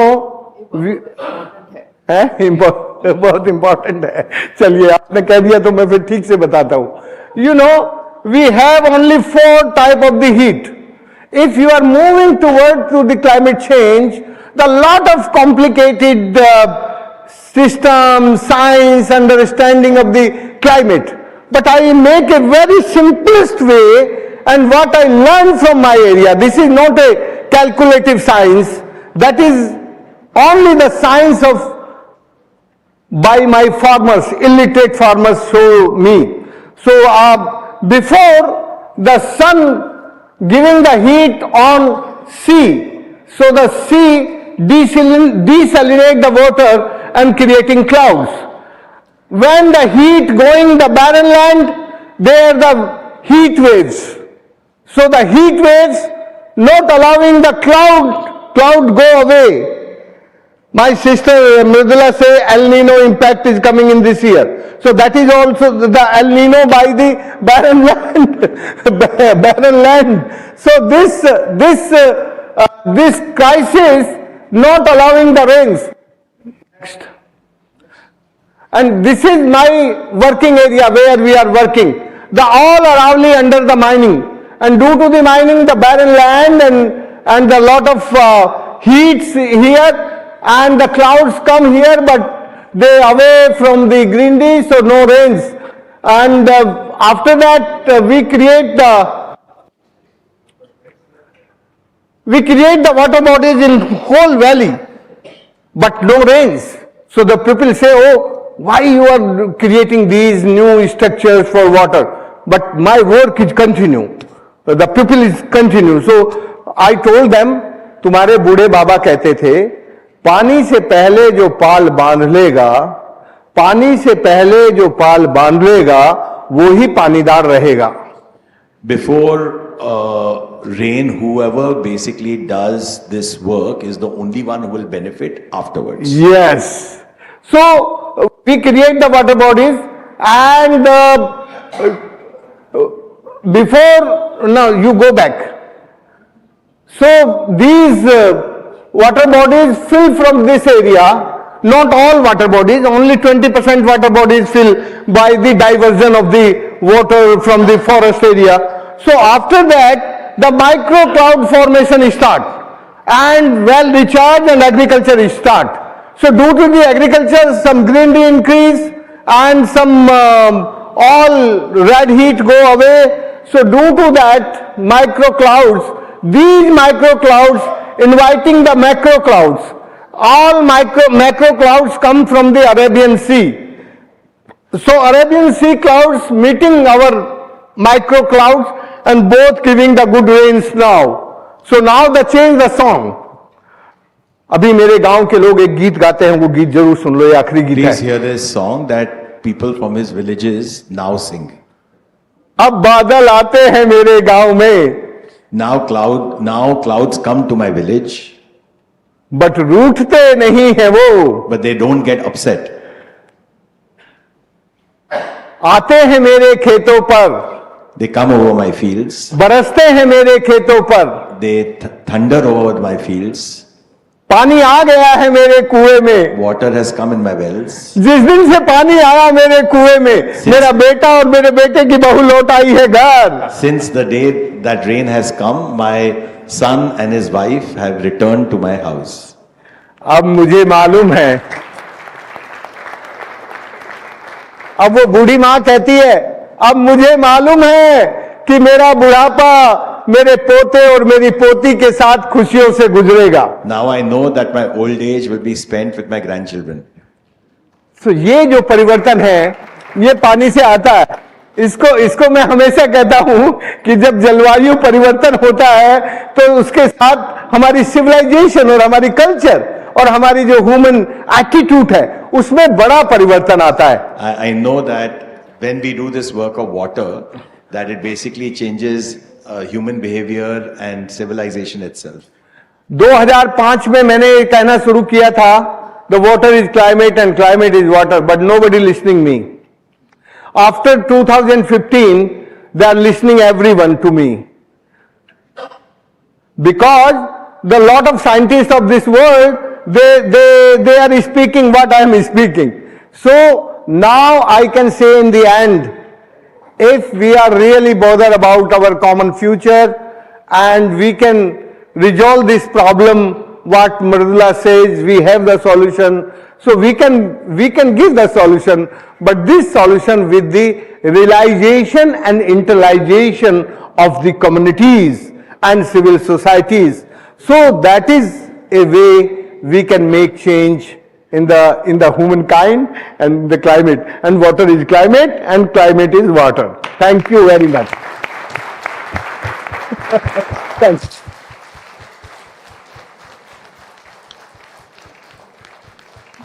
Ladies and gentlemen, a big round of applause. In fact, a standing ovation for Mr. Dr. Rajendra Singh ji. Sir, not only you were moving around, you moved us all with your presentation. Thank you so much. Time for us to honor the dignitaries on the dais. May I request Mr. Mahalingam and Ms. Mridula also to join us.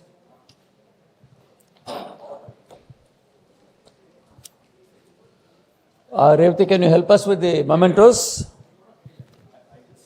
Mr.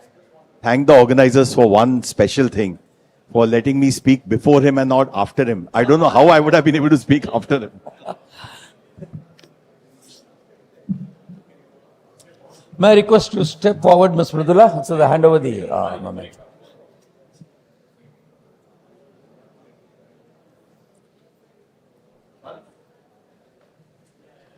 Ladies and gentlemen, a big round of applause.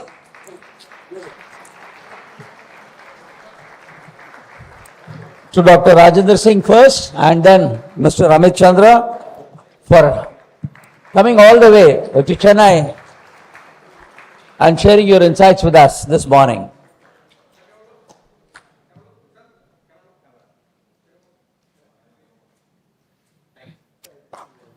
Thank you. Thank you. Group Captain Vijay Kumar, Executive Director MMA, doesn't need any introduction to this audience. May I request him to present the word of thanks, please? Yeah, nothing but a big word of thanks is thanks to Mridula for choosing MMA to do this event. We are indeed privileged.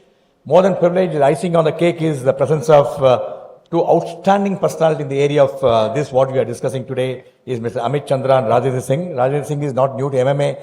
I think I will walk miles to listen to him. He's already inspired so many of us. Thank you for, ladies and gentlemen, all of you for joining us in big number.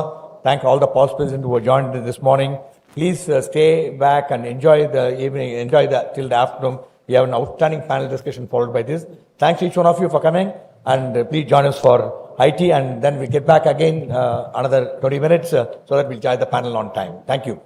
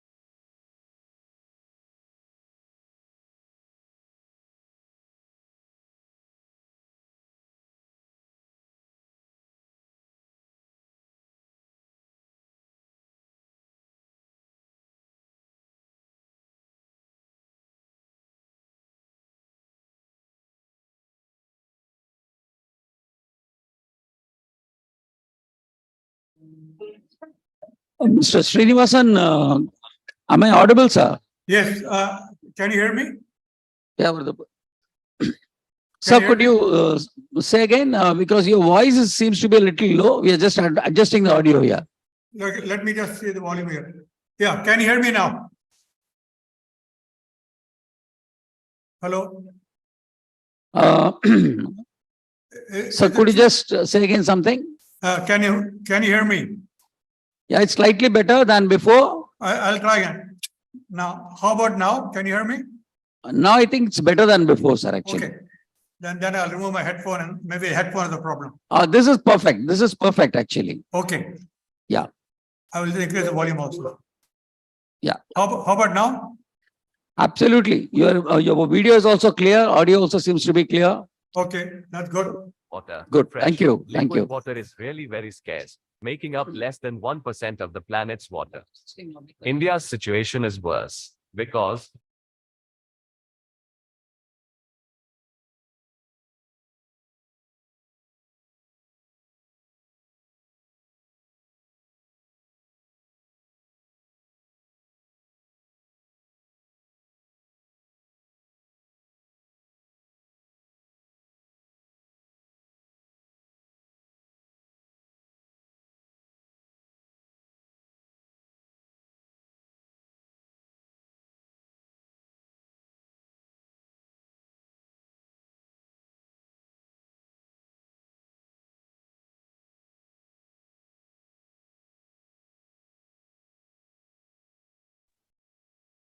India has already become officially water stressed this century.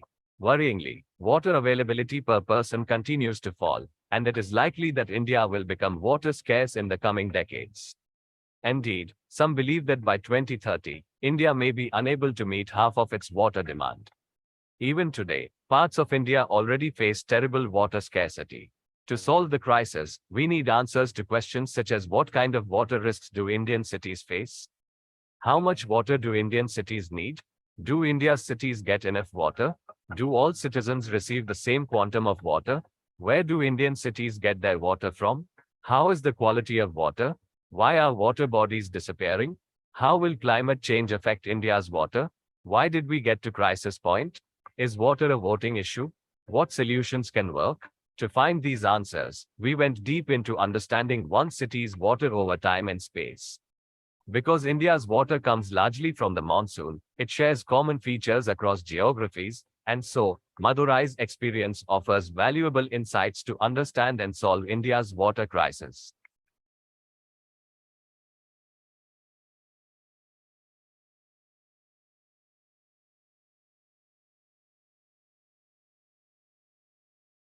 From Madurai. Where does the water come from? Let us begin with understanding where Madurai gets its waters from. Madurai, like many Indian cities, gets its water from many different sources. River water, rainfall, groundwater, private or tanker water, and treated sewage. The river Vaigai is the primary source of Madurai's water. The Vaigai rises in the Western Ghats and flows through the central part of the district. The main body of the river is fed by numerous streams that drain the district. Streams such as the Suralia, Thenia, Manjala, and Satir are highly polluted today. The fabled Krithamala River, where Lord Vishnu once was born as a fish, is now essentially a drain. Like many of India's rivers, the Vaigai's water flow level varies considerably within and between years. Because the river's flow varies so much, we need to store the river water to serve our drinking water needs. Rainfall also varies a lot across years, making storing water important for the city's water resilience. Within any given year also, the city's rainfall varies a lot, again making storing rainwater critical. But does Madurai store its rain effectively? To answer that, we turn to the results from SCI's waste and water study. Nearly half of the people we spoke to told us that their rainwater harvesting structures were not working. உங்க வீட்ல மழைநீர் சேகரிப்பு தட்டி இருக்கா? இருக்கு. தண்ணி இருக்கு. அது யூஸ் கண்டிஷன்ல இருக்கா? யூஸ் மழைநீர் சேகரிப்பு வச்சிருக்காங்க வீட்ல? இல்ல. What you see here is Madurai's water balance sheet. The red line is Madurai's daily water demand today and in the future. The bar graphs are the city's water supply, with the dotted bar signifying that the supply is seasonal and not available through the year.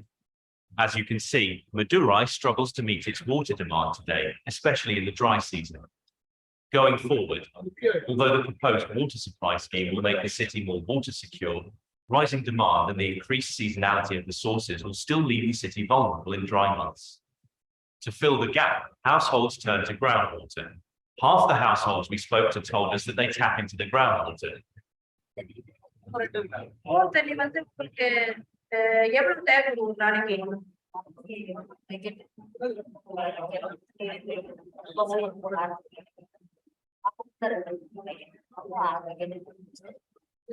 With few restrictions on groundwater use, Madurai's groundwater levels have fallen from 2010 to 2018.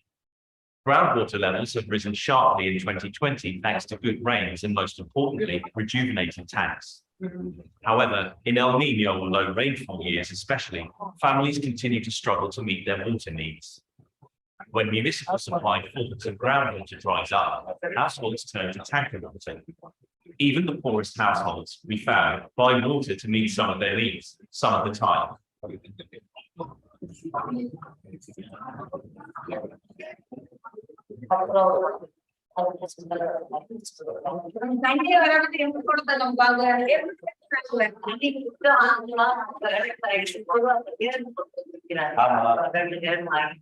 A 400 rupees 500 monthly expense becomes an El Niño tax on poor urban households in the summers of low rainfall years. What about treated sewage? Can't that help? Israel and Singapore make great use of their treated sewage. Can Indian cities like Madurai do this too? For Madurai to unlock its sewage power, it has to solve capacity, connectivity, and awareness problems. First, the city's existing sewage treatment capacity is highly unfair. Sewage does not make it to the central treatment plants for many reasons, including pipeline breakages, diversions, lines being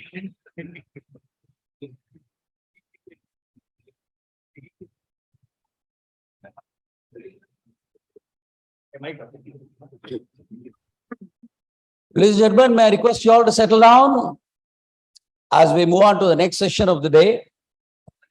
A panel discussion on the theme, how to make India water resilient. So may I request the panelists to take their place on the dais, please. Mr. Ranganath NK, Ms. Mridula Ramesh, Mr. Ravichandran Purushottaman, and Professor Srinivasan, who has joined us online from Bengaluru. Thank you, sir. And Mr. Muthaiya Murugappan. We just had a cup of tea. Let's give them a fantastic round of applause.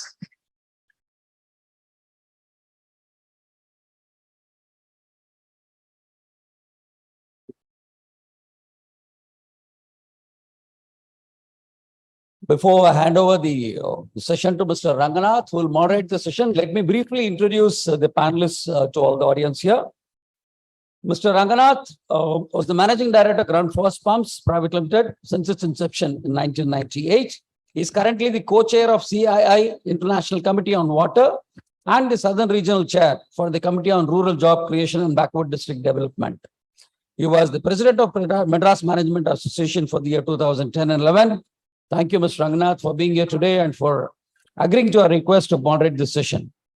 And joining him on the panel, we have Mr. Ravichandran Purushottaman, who is the President of Danfoss Industries Private Limited, 100% subsidiary of the leading family-owned Danish MNC Danfoss, AS headquartered in Denmark. Ravi works extensively in the areas of cooling, energy efficiency, decarbonization, and food loss areas, and represents several through leadership initiatives. Ravi also was the President of Madras Management Association during the year 2020-21. Thank you, Mr. Ravi, for joining us. And joining us online, Mr. Srinivasan. Mr. Srinivasan, I hope I'm audible. Yes. Thank you, sir. Thank you for joining us this morning.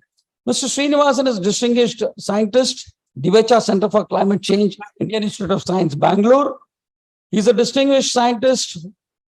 He's also Emeritus Professor, Divecha Center for Climate Change, IISc Bangalore. He's also the Chairman, Divecha Center for Climate Change. So thank you for joining us, sir.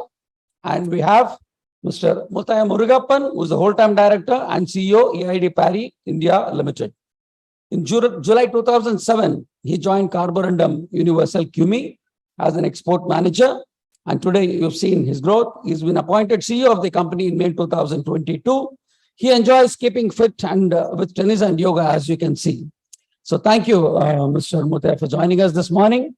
I now hand over the session to Mr. Ranganath to take it forward from here.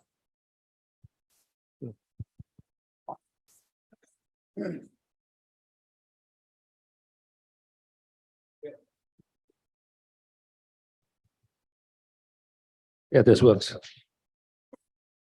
Again, good morning, everybody. Nice to see the crowd still here.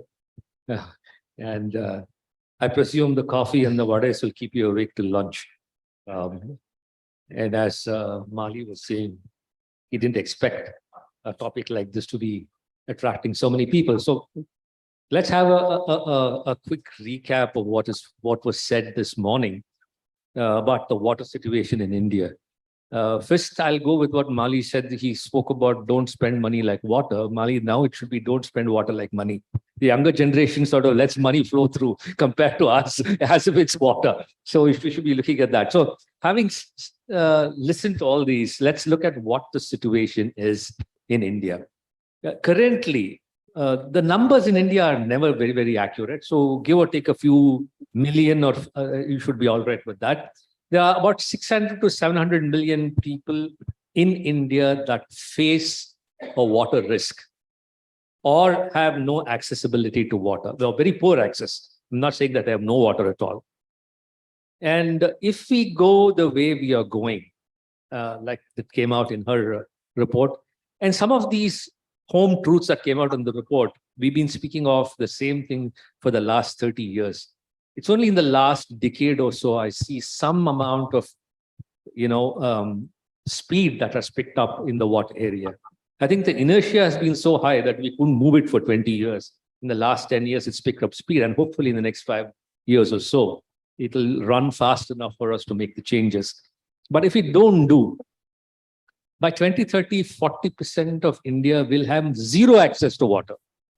Forget even a drop, zero access, if we don't do anything now. The demand currently is anywhere between 650 to about 675 billion cubic meters in India today. And it's expected to almost double to almost about 1,500 billion cubic meters in 2030. And for all good reasons. India is growing economically. Its people are becoming, moving up the economic scale, if you want to call it a scale. We are industrializing. We are urbanizing at a phenomenal rate. There's requirement for water, so we can't get rid of it. So how much water do we have? The average rainfall in India is somewhere between 1160, 1180, or say 1200 mm per year. But look at the variation. That also came out on the report. In some areas, it's less than 3 millimeters per year. And in some areas, it's almost 11,000 millimeters per year. That's the kind of variation. So then can we look at India as an average? The first thing that I do when people tell me that India is water stressed, or then we become water scarce, I simply disagree. Parts of India will be, parts of India will not be. We cannot average this country. It's too big. The only way we can handle this is, again, go local. It could be in different ways. It could be on a river basin kind of thing, or a water basin kind, or a command area, which the government has done now. And then look at what we can do to improve water. And I would go with what Mr. Rajendra Singh said this morning. Not even 40% will be benefiting if you go only by urban water. And the report handles urban water because they're not moved into other water. But then, who owns water? Whose water is it? We cannot hold water and say this is mine and this is yours, because we can put a boundary on land. Water flows either underground or overground or through the clouds. Now I would like to see how many of you can stop the clouds and say don't go into the other's boundary. There's no way you can do that. So, but it's still what it'll move.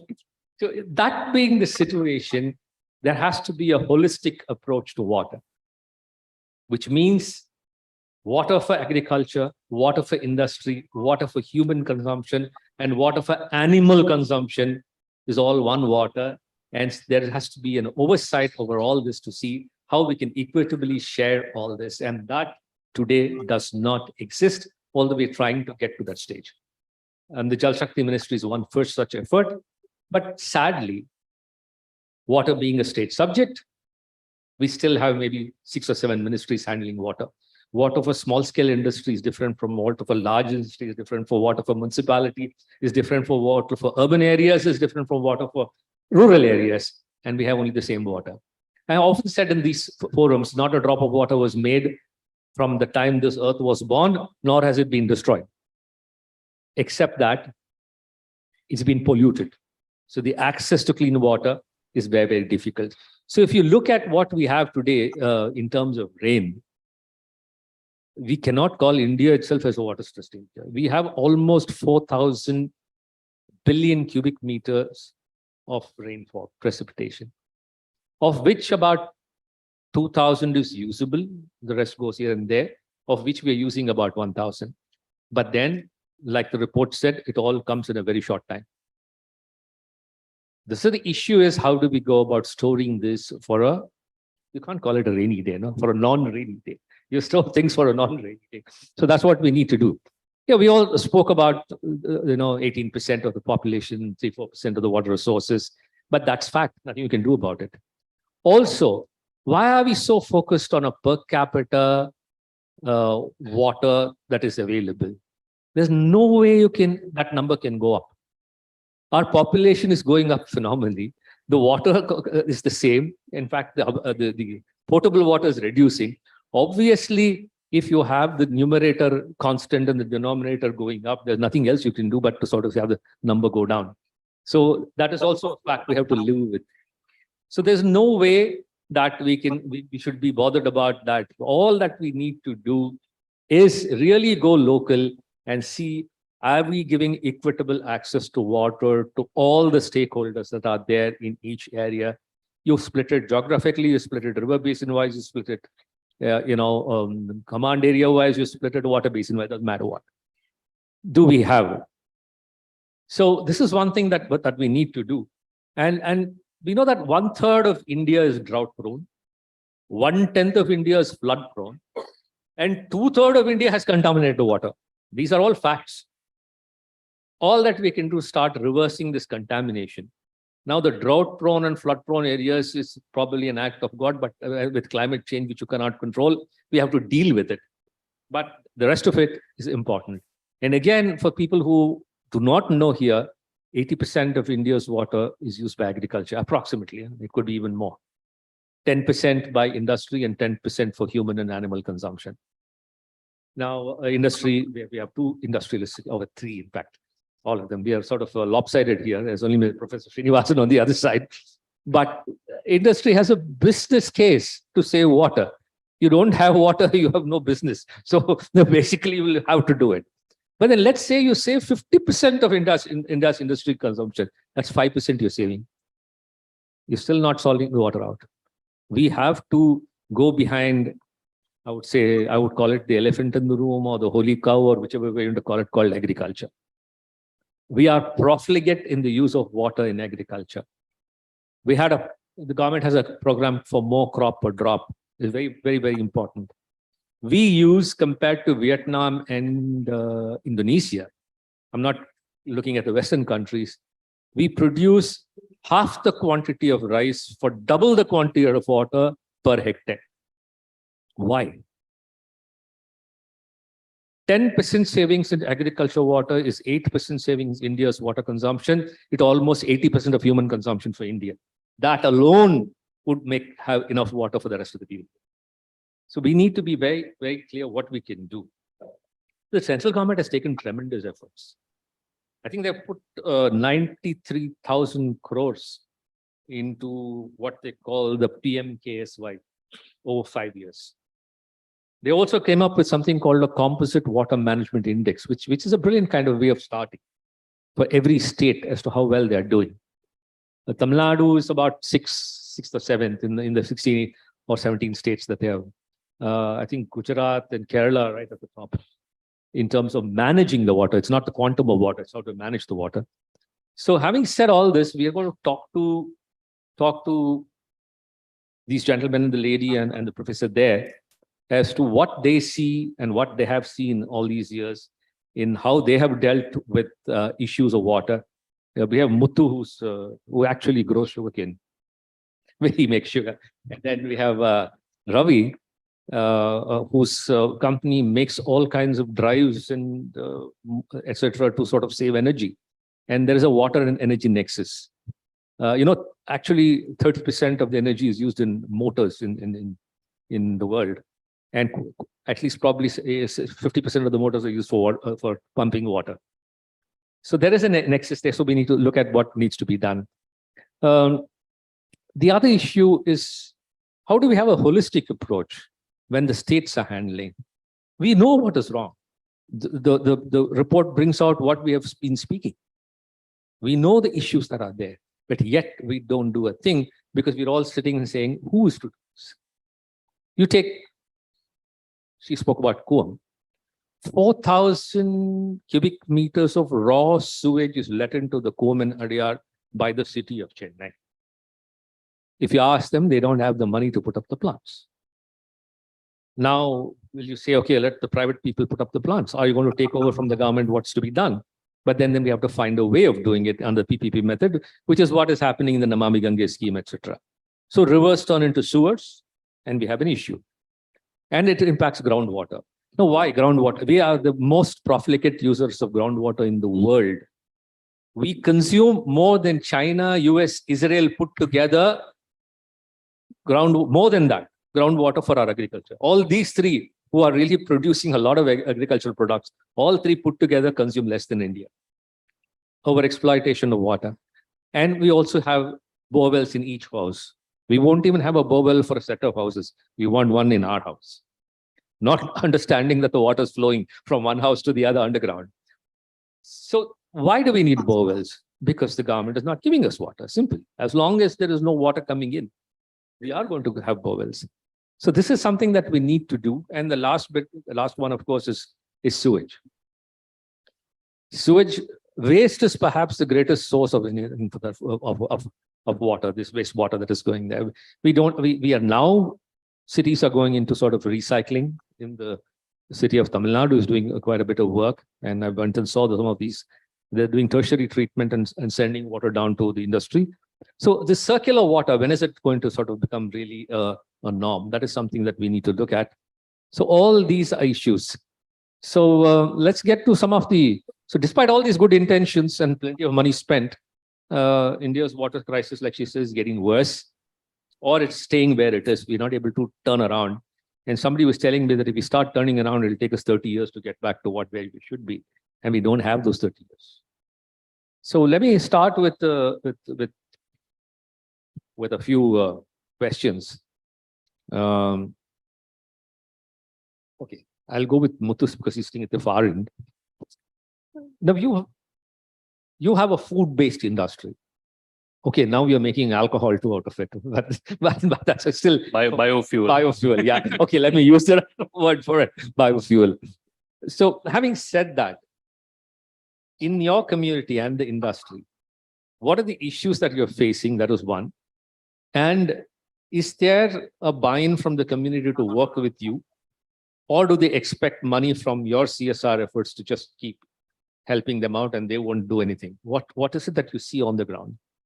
Sure. So thanks, Ranga, and very good afternoon to everyone. So I know to answer your questions, I think the issues we were facing were, I think we talked about seasonality, and I think that was impacting the business and the business model. So, in the hotter months, water wasn't as available. And then you have, rainfall, which is varied across years. So obviously we wanted to stem that. And then we started working on the watershed. And we actually didn't start with the sugarcane business. We actually started with the algae business, which is the other realm of food that we are in. And then we started working on the watershed around the areas of Sivagangai and Pudukkottai. So I think with much success, the local community did get involved, but we had to engage them, educate them, and then get them involved. We had to bring in the funding from our own CSR initiatives because there wasn't any available. The that it's a very arid region, and the communities were not really prosperous, and they couldn't really come out and support such an initiative. On the back of this work, I think it gave us the confidence, and a lot of the members of the sugarcane sourcing team are here.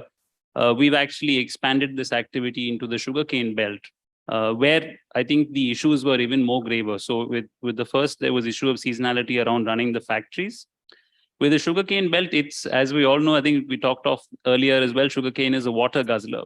And, there's perhaps a lot of areas in the country which are planted with sugarcane, which shouldn't be.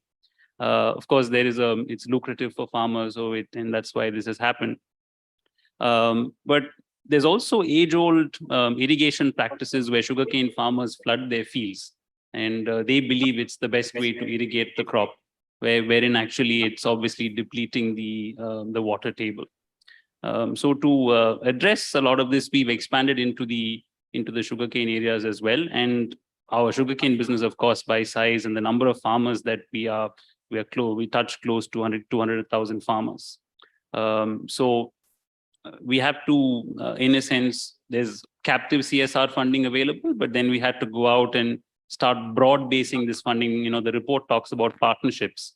We've got a lot of good support from the local farming community, but I think to really expand this project and take it to, we're currently about 1.5 billion liters of water under management. The aspiration is to be 10 billion in 3 years, but we've actually had to go out and broad-based funding customers that we serve. I mean, we serve marquee FMCG customers like Nestle or GSK, Mondelez. Everyone is very keen because all of them want to, participate in these initiatives. So I think that's, and it's an interesting conversation which is starting. So one question when you said that, and I also would like to ask Mr. Dr. Rajendra Singh about it. I've often found, I'm from a farming background, my father was, it's very difficult to change farmers. Absolutely. Very, very difficult. Have you found acceptance? Because again, you have to weave in their traditional knowledge with the new digitalization efforts that you're doing. How has that happened? So this is a great question, right? And I think that the team will agree with me. It's very, very difficult to change farmers. So what we do is there's a progressive farmer concept which we have. So progressive farmers are those farmers who actually, and we're working to again stem this flooding of fields, irrigation concept. We're working with agri-tech companies who have IoT-based, smart irrigation solutions. And we actually work with progressive farmers. We actually get them to employ these technologies and these enablers on their fields. And then we actually use them as advocates to then speak to the larger farming community because... Yeah, please. Yeah. So one of the agri-tech companies, and that's where I think every one of us has talked about demand management and the fact that demand management is really lacking in India. But I know there are startups in the room who are taking it on because there is, we said half of 40% of India will run out of water. But there is day zero, which is there for all of us now. There are some of us in this room who don't have water. And for them, demand management becomes very important.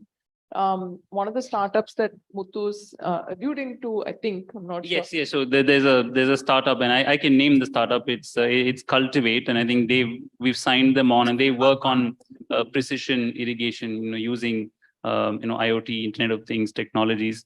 How scalable is this? Because this is the way to go. So again, a great question. So we're a great test case, right? So we will perhaps determine, and the work that we do will perhaps determine for startups such as these, how scalable their technologies are going to be. Because now you spoke about startups.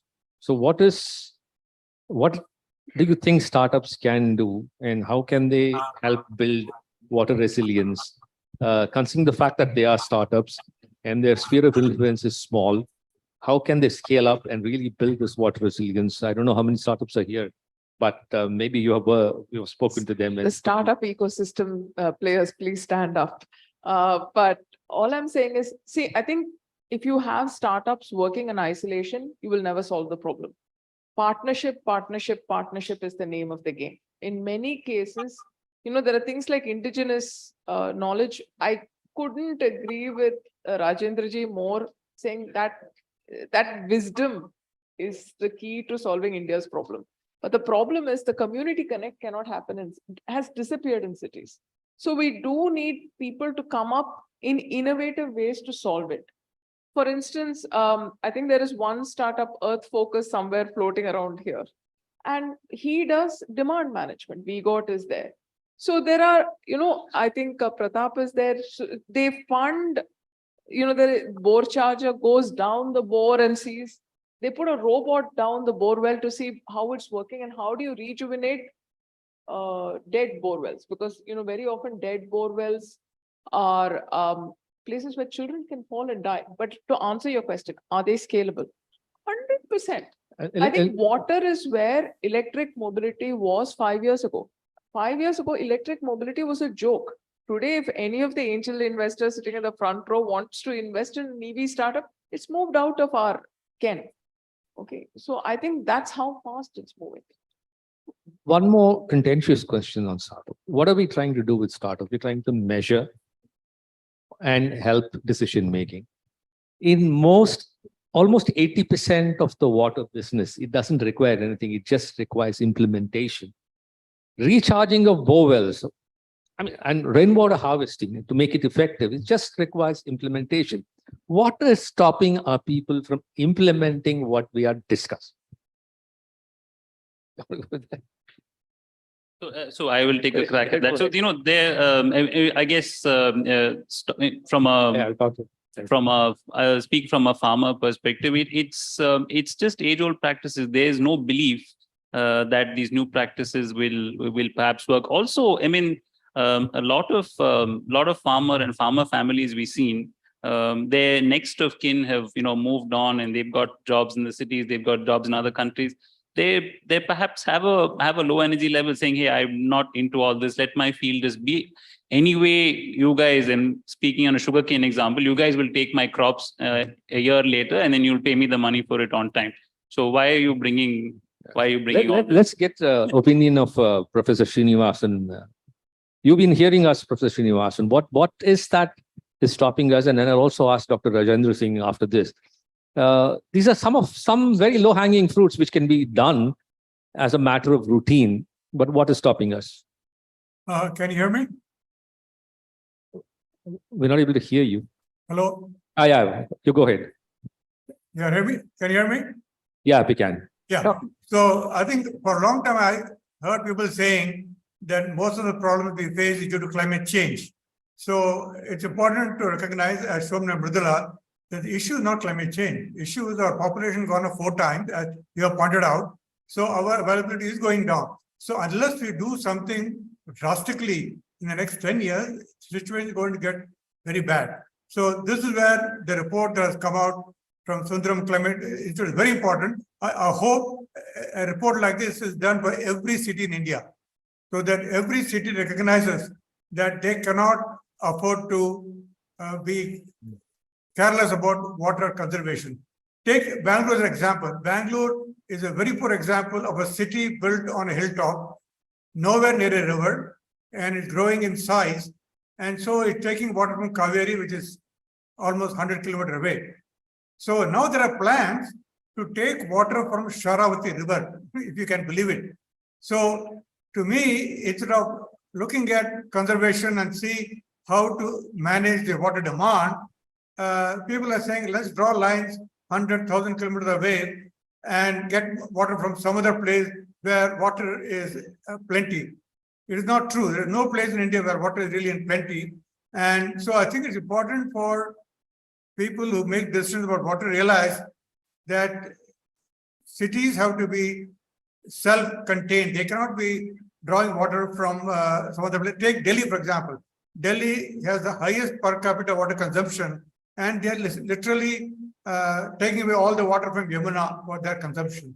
So to me, that is the first realization that urban areas should be the leaders in water conservation and controlling water use, because they are the ones using water much more than the rural areas. Of course, agriculture is a major issue, but in agriculture, I don't see any easy solution because, as many have pointed out, farming community is not going to change that easily. And so they'll first ask the urban community, you guys are wasting water, why are you blaming me? So that is our problem, I think. Thank you. Ravi, let me come to you. what has been your experience in industry? How can we build water resilience? How have your own teams in Danfoss accepted this? Is it internalized? Have they taken it beyond the fence and say, work with the community around? Yeah. And you've also worked with farmers, I know, for the banana thing. So what has been your experience there? So let me share some anecdotal examples of my journey on this topic. I represent a company which is into energy efficiency and electrification. So I do a lot of work both at my factory end and at the political level. So when I was asked to present in a big delegation which went and met the then Planning Commission and then the later Niti Aayog, the need for cold chain in India, we tried to bring a lot of data onto the table, how important it is to fix the nexus between food, water, and energy. And it was very difficult to get across the message to the political community. So when one of the MPs asked me in the parliament, what business are you in? I said, I'm in energy efficiency, actually. Oh, you're making LED bulbs. That struck me this morning when you presented tanks, actually. How do we take the tank to the politician as the LED bulb? This is a very important message, which I think you've done remarkable work here. But I think we need to look at how do we sell the story of LEDs differently for water. And to me, fixing water is fixing tanks. That's one message I thought I should share with you all this morning, actually.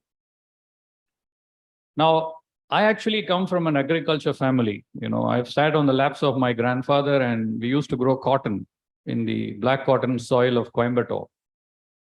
And I have seen water flowing in my farm.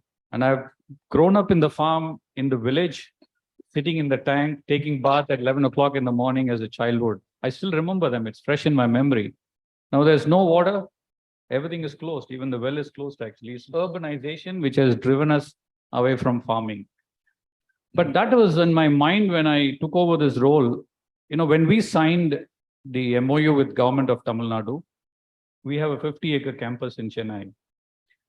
And when we signed, the government agreed in the MOU that they will give X kiloliters of water per day, actually. Now, when we started operating in 2013, we were about 1,300 people in the campus. And we were spending 165 kiloliters of water per day. We thought that this is too much of water we are spending. And for us, water is on the balance sheet. So we looked around and we couldn't find a good solution. I think later in 2000, can't remember, 17 or 18, we ran into these young boys we got. The first thing we did is we actually measured where are we spending our water. We started to plan for water. Where is the consumption and where is the real source of this consumption going to come from? Because we are not a very water incentive campus, but we actually wanted to put a focus on what we call as 3 mantras we follow for water: reduce, reuse, and renew. I'll kind of explain in a minute what they are. We have to decouple as industry because we have water on our balance sheet. We need to decouple the demand for water and the growth of the business. It's a little bit like decoupling energy cost and water and growth of the company. If you don't disrupt that, your business doesn't stay profitable. That's our learning. Second, I think we need to reuse. I have lived in Germany for many years, especially along the Rhine River. Germany treats its water 6 times before it lets it in Black Sea. The industry does not really treat water in India. So reuse of water is nothing but recycling water 6 times, actually. So this is one more source we need to think about, actually, in making India resilient, actually. The third is regeneration. For me, regeneration is around the community work you need to do around. We picked up the villages around Urugadam, and there's one community called Vembakam. In Vembakam, like you mentioned, by the way, I live in Nagar. I'm not living, I live in Tina. What was a lake? What What was, was a lake? So I know the problems. So Vembakam is a small village which about 60,000 people, and they never knew they had a lake. But actually, we found out through the Irula community that was living, the Irula community occupied the periphery of the lake actually. So we went into the mission mode on cleaning up the lake through the collector, because we need to find houses for the Irula community. We need to find the lake where it is physically in demarcation. Then we engaged with an NGO from Hyderabad, and today we have cleaned the lake. The lake is about a 1 acre in, 1 acre is the average area of the lake. Today it brings livelihood for about 50,000 for the last 5 years. It brings livelihood for 50,000 people here. So I'm more than convinced on a couple of things. One, tank is the new LED. Number two, we need to bring social transformation on ground. I think that's where I believe I go with Dr. Rajinder Singh's message that neither government can fix it, nor industry can fix it. Community has to be got on board. Community engagement is very important actually. And we need to educate, partner with the community. That's the second message. The last one that I want to leave you all with is, I think all of us have representing companies, and I think I was in conversation with Mridula. I mean, we tell in our companies that, we are in the business of energy efficiency. You should switch off light. You should reduce this. You should reduce your consumption. We all need to reduce our own consumption actually. And we all need to be ambassadors of, water or energy, because otherwise we would be really leaving a very, very poor planet for our next generation. Ranga, I thought about your question. Why don't we act? What are the low-hanging fruit? And I'm going to I was thinking about it, and I'm going to come up with 2-3 things. One is, and Malati, correct me if I'm wrong, one of the most common things when we went to water and we said, what should be done? Why are you not acting? The government should do it. It's a it's a shorthand for saying, I don't want to act. Okay. And I think once you realize the power is in your hands, I think people begin to act. Second, what to do? Again, I'll go back to the results of our survey. This may be obvious, but there is value in putting numbers to it. It is. Right? And when you ask people, what is your role in managing water? Most people said, we don't know. Right? And when you run out of water, for a moment, you're a little bit, it's like a black whale, because we've gotten disconnected from our past. We say ancestral wisdom, but we've forgotten about it, especially in our cities. And I think that's why, the third P and the 4P approach is actually preach. I think that education of what is to be done is very important. And the thing I want to emphasize, and there are 2 gentlemen sitting there who can really, underscore this, which is, it's not difficult. Yeah.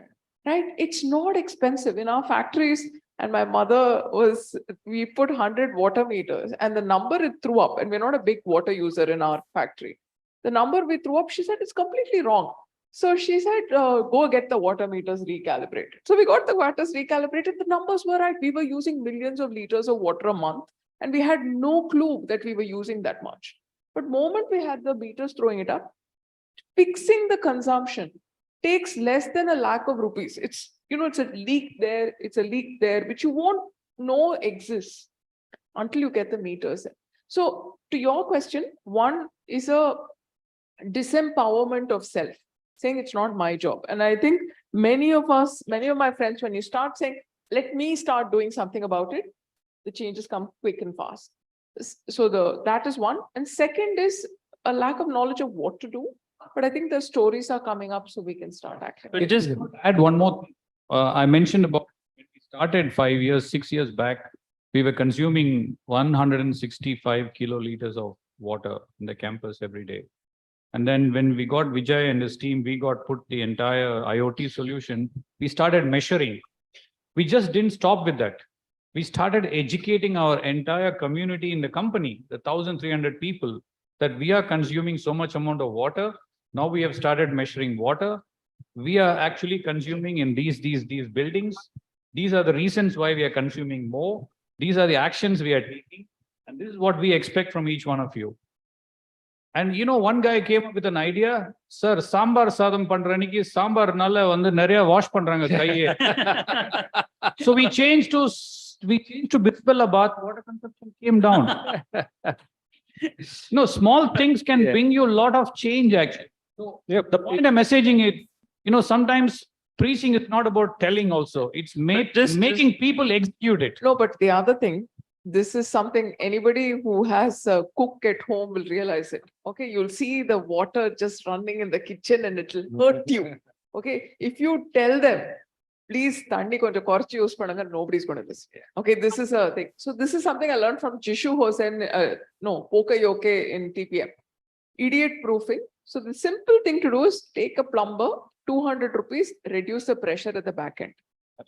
No, but it's Yeah, kind you of should- just one more point from a knowledge perspective, right? I think there's great conversations even today around what, you know, we should be doing as organizations for our own people, for the communities. But I think the report talks about this as well. I think for real broad impact, I think that knowledge has to be imparted much earlier in the day. So, you know, we talked about government as well. It's got to be in the curriculum. I think if you learn about this as a school-going child, then you grow up pretty conscious about this. And then it's easier actually for Yeah, organizations. that's exactly what we are supposed to do. Teach Yeah. the children, because it's very difficult to teach the Exactly. adults. This has got to be in the curriculum. And just to sort of I would sort of change the priority. The first priority is to sort of get the mindset change. And then we can do, water should be looked at in three different streams, short, medium, and long term, because you cannot start long term also and expect immediate changes. The short terms are basically reuse, reduce, and even what you call desal. Yeah, and then the medium term is where you start looking at all your tanks and rehabilitate. And the long term could be, you know, if at all it is feasible to connect up canals and rivers. But having said that, you have a number of people here today. If you're not going to make the change in your house today, none of this talk is of any use. And that's where the problem is in terms of changing. Let me put Vijay Kumar in the dock. Are you collecting all the condensate water of your air conditioner and recycling it? Yeah, good. You see, that's what we do every trip. So, Professor Srinivasan, is there anything that is going on in the academia and the research field to actually, to use Mridula Subodh's idiot-proof the use of water and to really sort of broad-base this knowledge, as Dr. Singh also, Rajan Singh also said, using the local knowledge, that the traditional knowledge that we had, and packaging it in a new way so that the new generation accepts it and starts following it. Yeah, as a matter of fact, I agree with what some of you have said. In our own institutes now, our students, when they come, they don't use water properly because they have not been educated either at home or in the school. So clearly, the education will start at a very early age and realize that although we have fairly reliable monsoon rainfall, we still get it only for 4 months. So we have to learn how to conserve water from day one. So I think the first thing is at the school level. If you look at the school textbook, they don't talk much about conservation. And so I think that's the first part. Question is, who will do it? Who will change the curriculum in schools to ensure that children learn at a very young age that this is a very precious commodity which cannot be dealt with casually? Some of the things have been done already, Professor Srinivasan. Some of the school books that I've seen, they speak a lot on climate and pollution. And I was surprised that the kids have started learning even in the local language. But the question is, who has overseen this? Is it just purely an effort of the SCERT or the NCERT, or is there some expert from the academia overlooking this? Yeah, let me tell you, my experience in all these things is, yes, it is in the textbook, but is it even practiced in the school? In our own schools, I see water being misused. So the question is, there is a dichotomy between what you learn from textbook and what actually happens. So to me, that is the biggest problem in India, that many people, students tell me, sir, what you say is theory, practice is different. Because we in India have not merged the two. So to me, it is good to put it in a textbook, but it's also good to practice it. Every school must, as already pointed out, but if every school measures the amount of water they're consuming and put it out as a document, then awareness will increase. So Yeah, the One good example is that the Indian Green Building Council has a competition for schools for Yeah. greening. And I find quite a few of them have focused on water and they're being funded to do the job and they actually execute it. I think it's Carrier or Blue Star, somebody who's funding this as an anchor company. And that could possibly be one of the reasons. There are many questions that have come up. And But I think, Ranga, one important thing is that, when you listen in since what Mridula presented and what Dr. Rajendra Singh presented, we have two Indias now, the urban India and the Bharat, the real Bharat.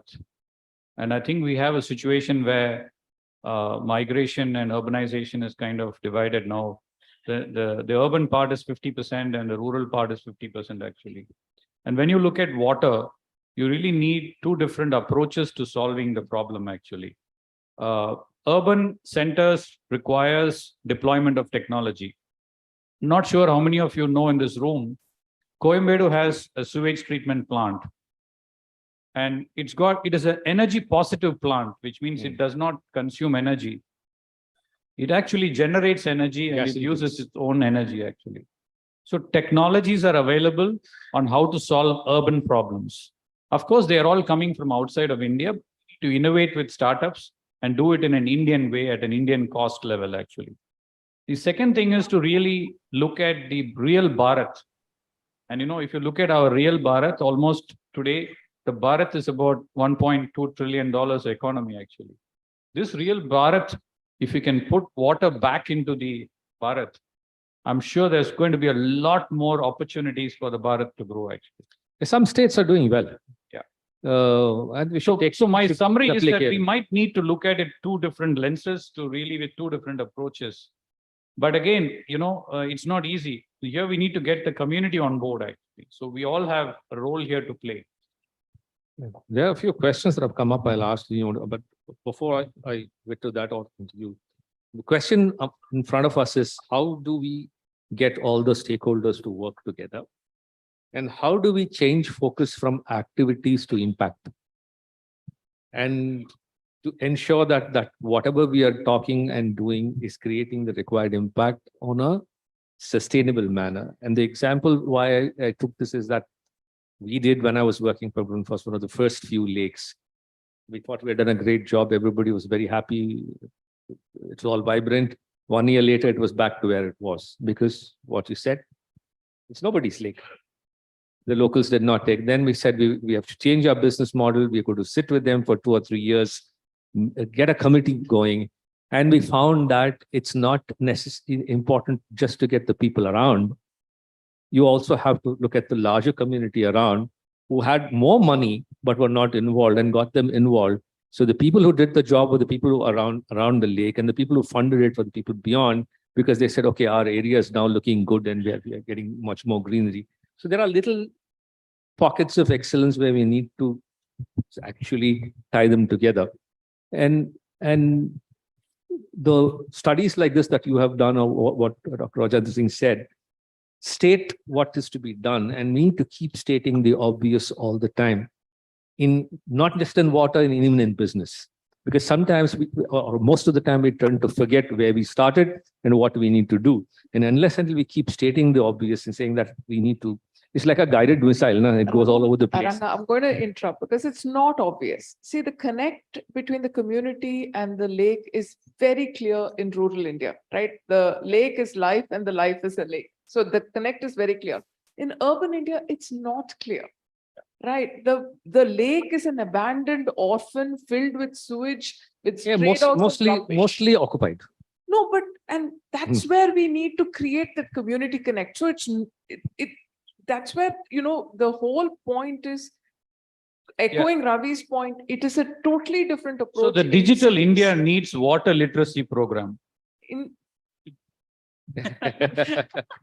Okay, let me pick up a few questions. Few questions from the audience anyway. Mridula, there's a question for you. This says, what is the gap between annual rainfall in India and water demand? And in terms of billion gallons, how much of water goes to seas shortly after rainfall? Actually, I spoke about that in the beginning. I'll let Dr. JS answer that Okay. question. Yeah, he can do that. Yeah. Yeah, I can tell you one problem I always face. People think that the river which runs off to the ocean, that water is a waste. It is not. That water is required by ocean to maintain salinity. So people forget that we cannot consume all the water from the river. It has to go into the ocean. If you don't do that, if you go on building dams and block all the water and the water evaporates over land, then the ocean will react in a very adverse way. So to me, people who think that water going out into the ocean is such a waste, it is not. It is a part of the water cycle and we have to respect it. Yeah. But generally what we are using is there's 4,000 billion cubic meters of precipitation, of which 2,000 can be used, of which we are using 1,000. So about 1,000 goes. The rest has to be essential flow of river waters. You cannot stop water from flowing in the river, like what Professor said. So double the quantity we can use. So half the quantity that we can use is now going into the sea. That's all that we can do. The other 50%, we should let the rivers flow. You cannot stop the rivers. Dr. Rajendra Singh also said that we have no business to stop rivers.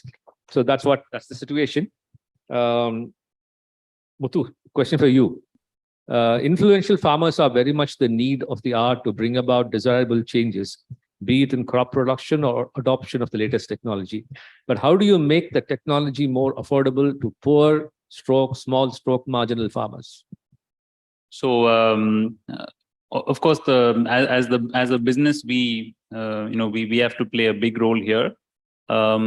We've actually had conversations with funders. In fact, the State Bank of India actually has some schemes to support rural entrepreneurship. Let's take, it's not a water example, but let's take drone spraying of pesticide or weedicide. Let's take mechanical harvesting of crop. We actually have these folks starting to come out and support rural entrepreneurship, which then goes out and actually implements these activities. So I think that ecosystem will have to come in strongly to make a lot of these technologies affordable. And I think we have had conversations, and banks, for example, are very amenable and interested to come in and play a role over here. So I think that's one potential solution that we've seen. Thank you. There's a question which is to Mr. Rajendra Singh and to Mridula too, any of you to answer. And it's what is the process to ensure that corporates are held accountable for water management and sewage treatment? Yeah. No, look, I think it's time for corporates to get up and smell the coffee or the water or the sewage or whatever. Let me be very clear. If there is a protest over water, this is the picking order. Drinking water first, farmers second, and industries will be shut down. Yes. Time and time again. I mean, let me take Tuticorin as an example. When there was a drought, right? The drinking water came first. The Tambraparani farmers came second. The coal plants were shut down. The bottling plants were shut down, and every other plant was shut down. Even during there was a power crisis at that time. Still, they said, shut the power plant down. The collector has no choice. When he sees protesters outside, he's going to support your factory. No. So I think industries need to wake up and smell the coffee. But I just like to connect the dots. What Dr. Rajendra Singh said, this is not an Indian crisis. This is a global crisis. BASF was shut down for 2 weeks because there was no water in Germany. So, आपका कुछ राय है इसमें?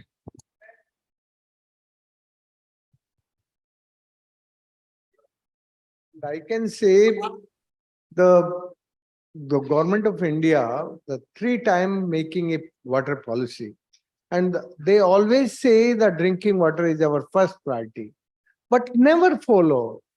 If they are really follow that policy, this country now with water, ये देश पानीदार होता, यदि इस देश को पानीदार बनाना है, तो community driven decentralised water management करना पड़ेगा. और जो मृदुला कह रही है ना कि अर्बन कम्युनिटी डिसइंटीग्रेट है विद वाटर बॉडी, ये बात ठीक है, because the urban community not depend on the lakes and ponds. yeah. You giving the water in the kitchen and bathroom. The village community depend on the tanks and lakes and ponds. So that is the priority of the life. And they feel this system is our life and livelihood and dignity. They realize it. But the urban people is not realize it. The punchline was that if you want to make this country water resilient, you need a community-driven, decentralized approach for water management. Which is true anyway, because somebody sitting thousands of kilometers away cannot manage what is going on locally. I've always been saying that there could be one owner of water, but all management has to be local, many managers. That's the only way we can get things going.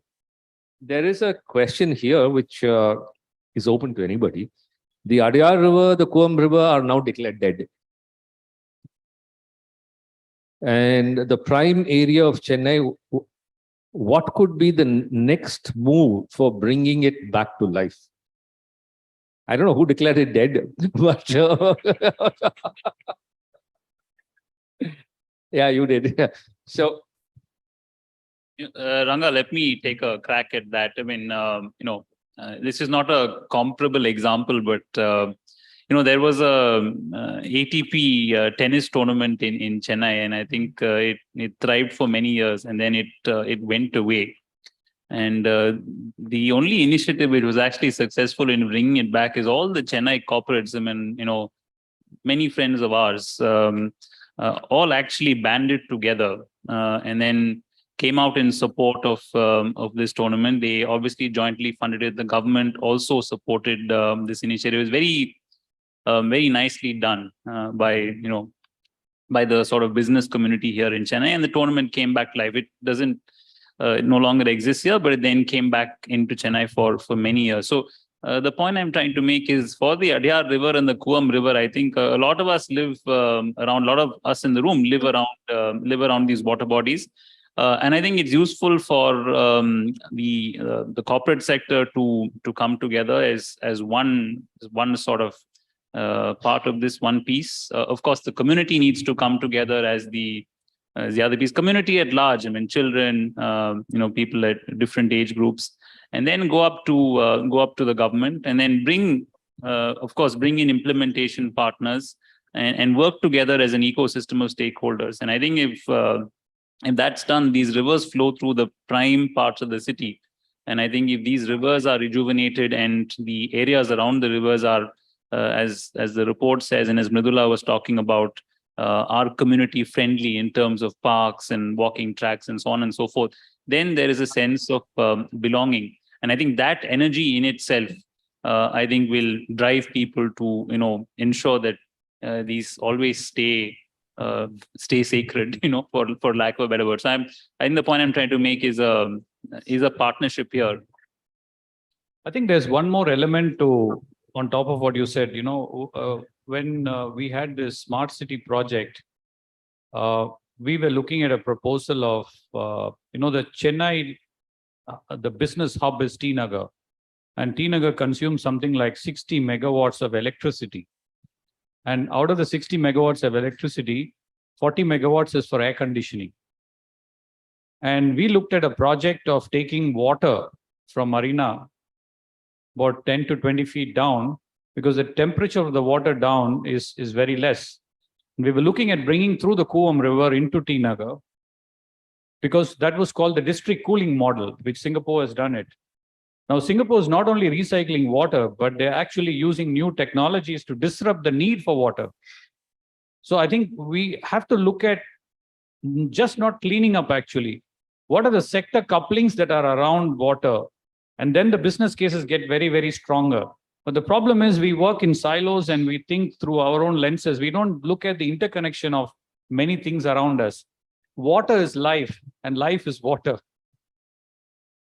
This year, in the UN convention in New York, they discuss about after our pledge, the community-driven decentralized. But always the government and UN have the community only the human community. But water is not only for the human community. Water is the community of birds and animals and fauna and flora. So if we are discussing and using the word of community, so we are discussing about the whole community who is All living beings. Yes, all.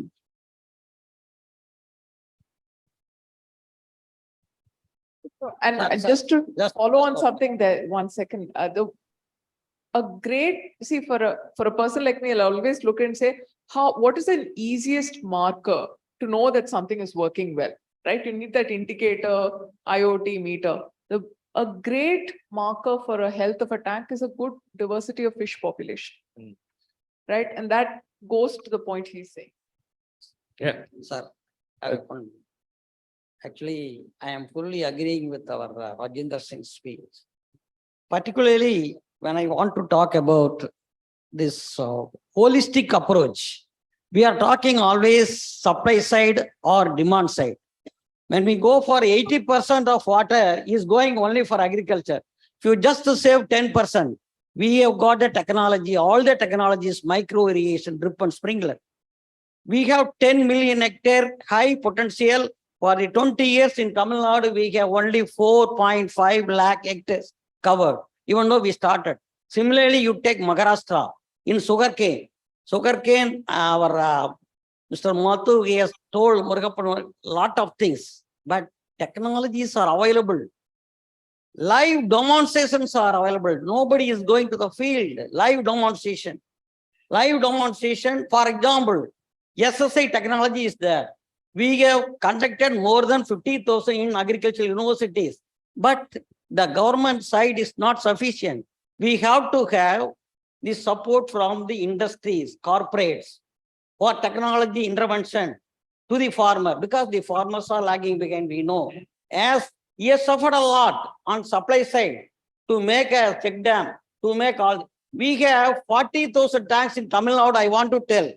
You know, in 1960, how much area? 9.1 million hectare.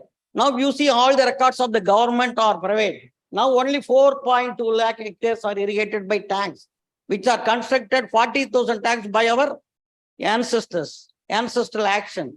All the monsoon floods are being harvested because of this 40,000 tanks constructed in 10th century.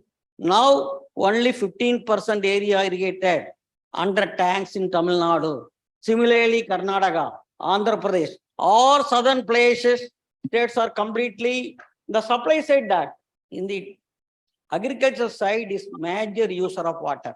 Total water 80%. You just save 10%. Holistic approach. Similarly, Mridula Madam has told very clearly the contact and connectivity in the urban water. You take Coimbatore water body, same similar case. 20 water bodies everywhere, sewage is there. Nobody maintains. How to make a connectivity? We have to make awareness. Simple, not water literacy by the curriculum education, environmental education is there. In the books are available as Professor Ranganathan told. It is there, but it is not sufficient. Action-oriented program. Action-oriented program by the students. We have to make a lot of activities, not only, similarly people's activity. We have to have action-oriented program, not only teaching curriculum books. We have to have not only the demand side and supply side, both holistically we have to manage. We can able to run very easily with we have enormous water resources. In Tamil Nadu, and I want to tell you one point. We have 450 TMC of the water storage dam, 95% water, surface water gardens. 450. But we are having 900 TMC of water as an annual rainfall. Out of 925 mm rainfall is average rainfall of the year. Maybe a little bit variation year to year. So we do not have a storage facility. When we have 1/3 of the here, 45% is the rainfed area. Every water, how can we have an equity? How can we see the equity? 2/3 of the farmers are rainfed. They do not have water. Only 1/3 water we are going on talking about the programs.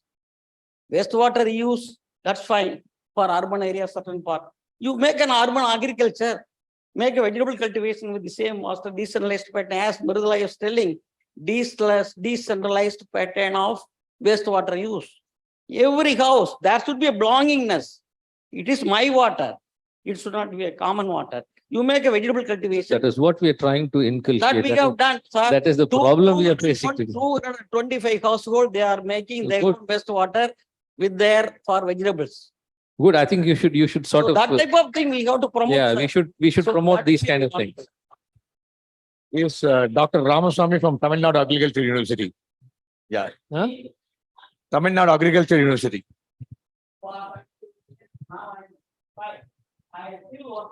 Amit wanted to say something. Amit wanted to say something.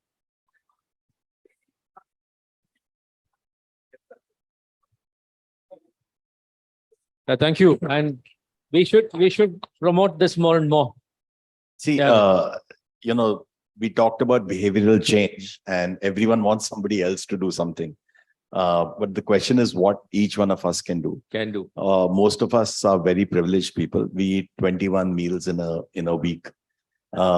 If we simply do one simple thing, which is if we consume rice in most of these 21 meals and we replace that with ragi, bajra or jawar, and millet. even in 2 of those meals, our water consumption in the country will actually get down by 10% in the agricultural area. And importantly, our health will dramatically improve. This is also ancient wisdom. All this in Mridula's book, she points out, changed because of British interventions in our country. Yeah, there's a lot to this, and sustainability in water is linked to food sustainability, is linked to many other things. So we need to look at it in a holistic fashion, but yet cut it down to little bits and pieces so each of us can do what we can do.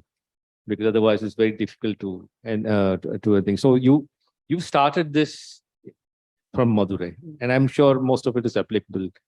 Is there a way of putting some kind of a team of people who actually implement it, which is across all the stakeholders? And that's where I think we are able to be finding it difficult. Many a time we have attempted, personally have attempted, but to bring in the user, the corporate, the general society, the government and the bureaucrats on board and say, okay, let's pick this up and let's do this. We've tried that in Chennai for all the lakes. We have revived, I don't know how many, about 18, 20 of them? Yeah, more than 20 of them. But what has been the impact after that? So that's a great question. In our study, actually, we looked at a before and after. So we looked at a set of 19 lakes and so what was the impact on groundwater levels before and Yeah, after. I saw that. And Yeah. I think, again, it's important to put numbers there rather than saying it's improved. When you do a heart surgery or you do a valve replacement, you want to know that your ejection fraction is improved, right? So when you rejuvenate a lake, we found that the groundwater levels in the surrounding of the rejuvenated lakes had gone up by 200 feet, right? And I'll give you something that, okay, that's nice to have, but what does it impact the people? I told you there is an El Nino tax that poor households pay in buying water, 400 to 500 rupees a month. If you live around a functional tank, you save 100 rupees a month in buying water. Now that is a connect that can come up. There's one thing that I want to ask you, Mridula, and which is a little dichotomous. This is the money that they're paying. Why are they hesitant to pay if the government gives them water? That's really, that's something I want to ask you. We found that, right? There's Why? paying, and I mean, Amit was showing me an article saying there's a 10,000 crore, water mafia in Bombay. And here they're paying 400, 500 rupees a month. But when we asked them, will you pay for municipal water? They said no. So I don't understand. I would love to know the answer. But I mean, it's not a voting issue, right? So water isn't a voting issue. But I mean, perhaps there may be a concern if they have to pay for this water, will it become a voting issue? Yeah, I'll give you an example. Yeah. After the tsunami came in Nagapattinam, we were involved in putting up actually mobile RO plants, trained the local community, to give clean water because everything was saline water after the tsunami came in. And it ran for 5 years. It was 30 paisa a liter of water. The community would pay. The day the water came back in the taps in the village, they stopped buying this. Everything had stopped and they bought this free water, which was one of the most brackish waters. But I don't understand. So how do we go about changing that attitude? I mean, I'll also give you one counter example. I met a person from Bihar. He is having micro solar grids in Bihar, in villages. He gives power to 5 or 6 villages. Asked him, how much per unit do you charge? He says, ye sawal mat puchna. He said, don't ask me this question. That's how not we go about. I charge 150 rupees per month, 250 rupees per month, 350 rupees per month. I said, what is the basis? I calculated what the household spends on kerosene, on firewood, and in villages, they wear white and they want to keep it clean. When they burn firewood and kerosene, they use a lot of detergent to clean their clothes. I calculated 50 rupees savings I gave, so many bulbs, 1 fan, something like that.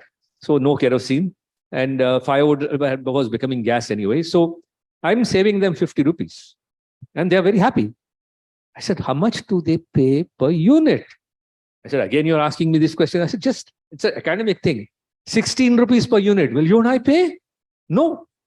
So if they can do it for electricity, why can't they do it for water? What is that water? Is it a birthright to have free water? This is something Dr. JS and I were discussing earlier. He said, when I shared the finding with him that people are not willing to pay, he said, resilience is gone. So, I mean, it's an open question. Why? Professor, do you have any views on this? No, I don't. I think, as already pointed out, the people in India after independence think that government should give you water. Yeah. That is the attitude. I think that has to change. I mean, Yeah, let me ask Dr. Rajendra Singh. He knows the rural areas. ये क्या दिक्कत है payment करने में अच्छे पानी के लिए?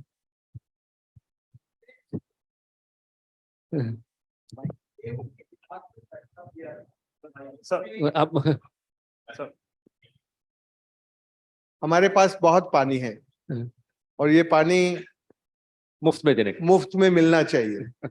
ये किसी और ने नहीं बैठाया, शिक्षित समाज ने बैठा है, जो बहुत हाई एजुकेटेड लोग हैं। अब जब पानी रहा नहीं, तब उनको कहते हैं कि भैया पानी का पैसा दो। तो जो एक बार जैसे गवर्नमेंट में एक फाइल चलती है और फाइल पे सिग्नेचर हो जाते हैं नीचे से ऊपर तक, फिर उसको बदलना बहुत मुश्किल होता है। What he says is that the government is there's a bureaucracy, and these people who are educated put in their files, and it goes up and down, and making the change is very, very difficult because it's been drilled into people's heads that we have enough water and the water has to be free. Today, and it's a politically they've done this. Yes, and today this is the scenario where the community relies and internalize. Oh yes, we can do. They can do, and they create up to village level to river basin level. They make a parliament. I can say in my river, Arwari River Parliament, we create the 27 year before. Still today, in last 27 years, continuously they make a discipline, self-discipline. My parliament not working like Delhi Parliament. Delhi Parliament have the police and judiciary for the execution of the law, but not execute the law. But my parliament, without police, without judiciary, executed the every decision in Arwari River Parliament. And we just 20% less use of water, but increase the crop production is 100 times more. So because this discipline we need today. So community कैसे लेके आ सकते हैं हर जगह India में? When before no water, the all water is going away. So there no water, no crop, no animal, no milk. So this place, when the work start in Gopalpura village, the first in the downstream, the well is recharged, and after the well recharged, they grow the bajra, only bajra, and after the bajra, the next year they grow more jowar and bajra and some maize, and in the summer This is the summer monsoon crop, and the winter crop is only mustard. If you are coming in Rajasthan, in my area, you can see the all yellow flowering in the month of February, only mustard. So if we can, You're describing a typical Indian situation for which I have always been telling. As Indians, if we don't have a crisis and our back is against the wall, we won't act. So, But I think this is that's the problem. I see. No, जब पानी कुछ है ही नहीं, then we'll start acting.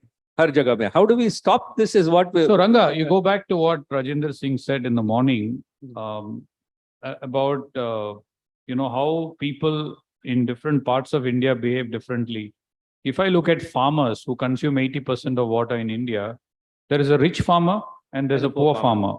The poor farmer knows the value of bajra and jowar. The rich farmer knows how much to throw away water because for him, water is available free. And what's the cash crop? So the question is, how do we handle this rich farmer and poor farmer? The rich farmer needs to be told something differently than the poor farmer. Poor farmer does it because of survival instinct. The rich farmer, he's got plenty, so he doesn't care about it actually. the poor farmer enjoying the life with life and livelihood. The rich farmer enjoying the life with dignity. And what is the dignity? If they have the lot of money, they grow the commercial agriculture and they can extract the earth and land in the commercial agriculture. So they say, oh, this is my dignity. So this is the definition we give them. So due to this definition, we are creating the struggle with the poor and richer. But the Indian farmer before, they don't face this type of the feeling, we are the rich or we are the poor. They are the farmer. But now in last 60, 70 years, we create a wall, the poor and richer. So first we understand what is our. Ranga, if I make a point, and I think it's more on a positive note, and we're talking about bajra and ragi, and I think there is a push towards millets, and we're in the food industry, and more and more into branded food. This is a trend which we're seeing. It's a growing trend of food companies starting to really think about it. The levers, the ITCs, even the Eddie Paris of the world, starting to think about. My strong suspicion is all aimed at the high end of. No. Let me finish. Correct me if I'm wrong. No. So let me finish. There's a lot of push towards including these products into the product line. And I think at the mass level? No, yeah. So at the mass level, so if you're looking at levers or ITC, they do cater to the masses. If you look at Paris, we will also cater to the mass population. Millet biscuits, but millets as a whole is millet dosa mixes, millet biscuits, etc., etc. So I think that is heartening because it will also, and the big issue from a millet perspective, everyone can go out and launch millets, but there isn't enough out there. So there is a supply chain issue. So what is heartening is what it'll perhaps aid is to have these planted in areas, which are water deficient, and those can then be the supply chain triggers for your ITCs, for your levers, for your EID Paris. So and I think that's a positive development. The whole thing comes out to building a business case for everybody. Now, Absolutely. if you look at the business case for a farmer, as long as power and water is free, there is no incentive That's to only change. the rich farmer. I have It comes from the borewell. No, The but- rich farmer has but the if you- borewell, the poor farmer But does. if you see, and I'll tell you one more aspect to it. As long as you have cash crops with MSP, the farmer wants to do that. But there is no appropriate farming for the right place. But Ranga, Like you said, now there are places where they grow sugarcane that they should never have grown. Yeah. Absolutely. But then if there No, is, sorry, go ahead. Go ahead. If there is scale, product presence, let's just say, again, the larger food companies are to go out to every corner of the country like they do with other products and make millets available, then there is incentive, then there is a need, and I'm sure policy will be formulated to aid farmers to cater to these requirements. There's one thing I'm going to say. See, millets, water, it's a nuanced point on millets. Their water footprint is as great as paddies, which people don't realize. But what they can withstand, and I think Dr. JS can shed more light on this, is that the volatility of India's water and which climate change was accentuate. That is what the secret of millets. But there's one good news. The good news is that when you look at the paddy fields of the coastline of India, we are moving more and more farmers to produce shrimps on land. Now, this is a huge silent transformation that is happening in India.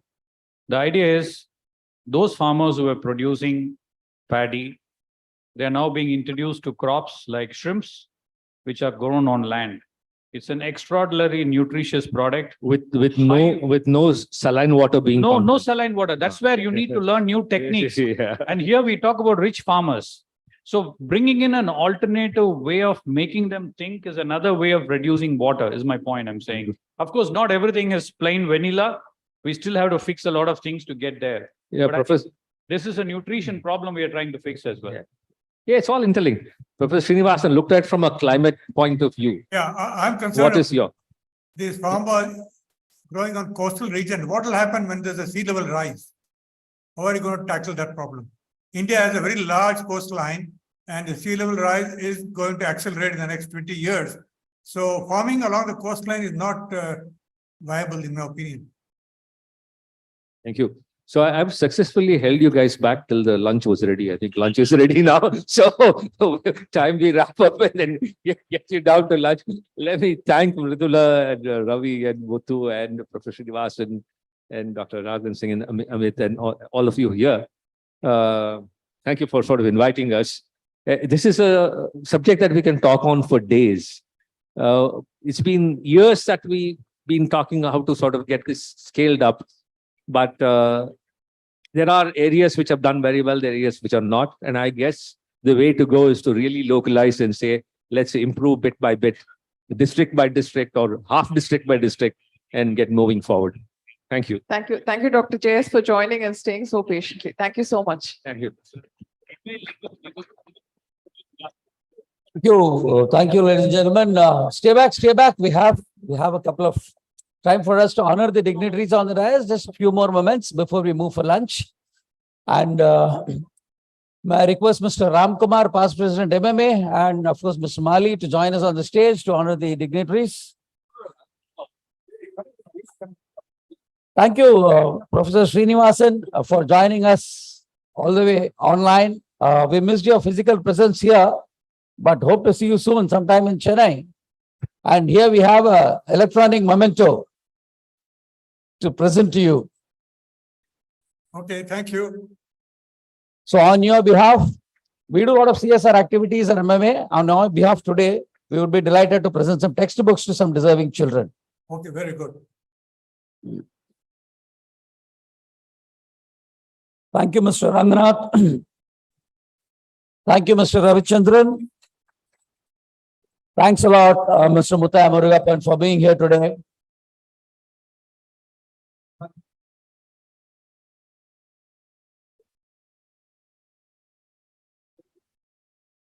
Ranganath sir, one photo.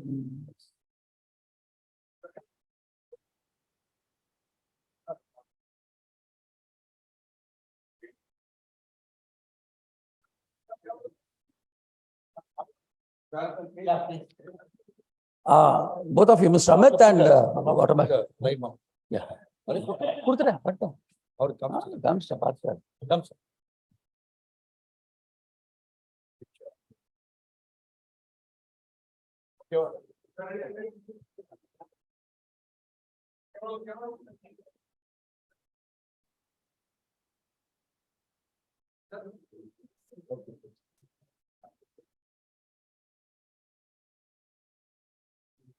Ladies and gentlemen, let's rise for the national anthem before we move for lunch.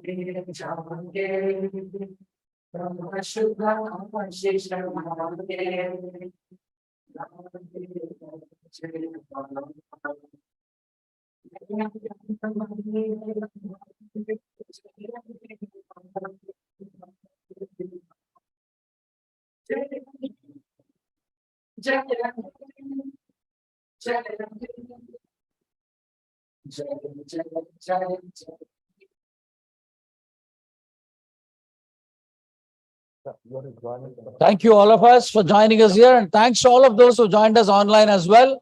I hope all of you also go back and enjoy your lunch. Ladies and gentlemen, lunch is served. Let's have lunch. Thanks so much. Brilliant. It's a pleasure. Thank you for your hospitality. Thank you.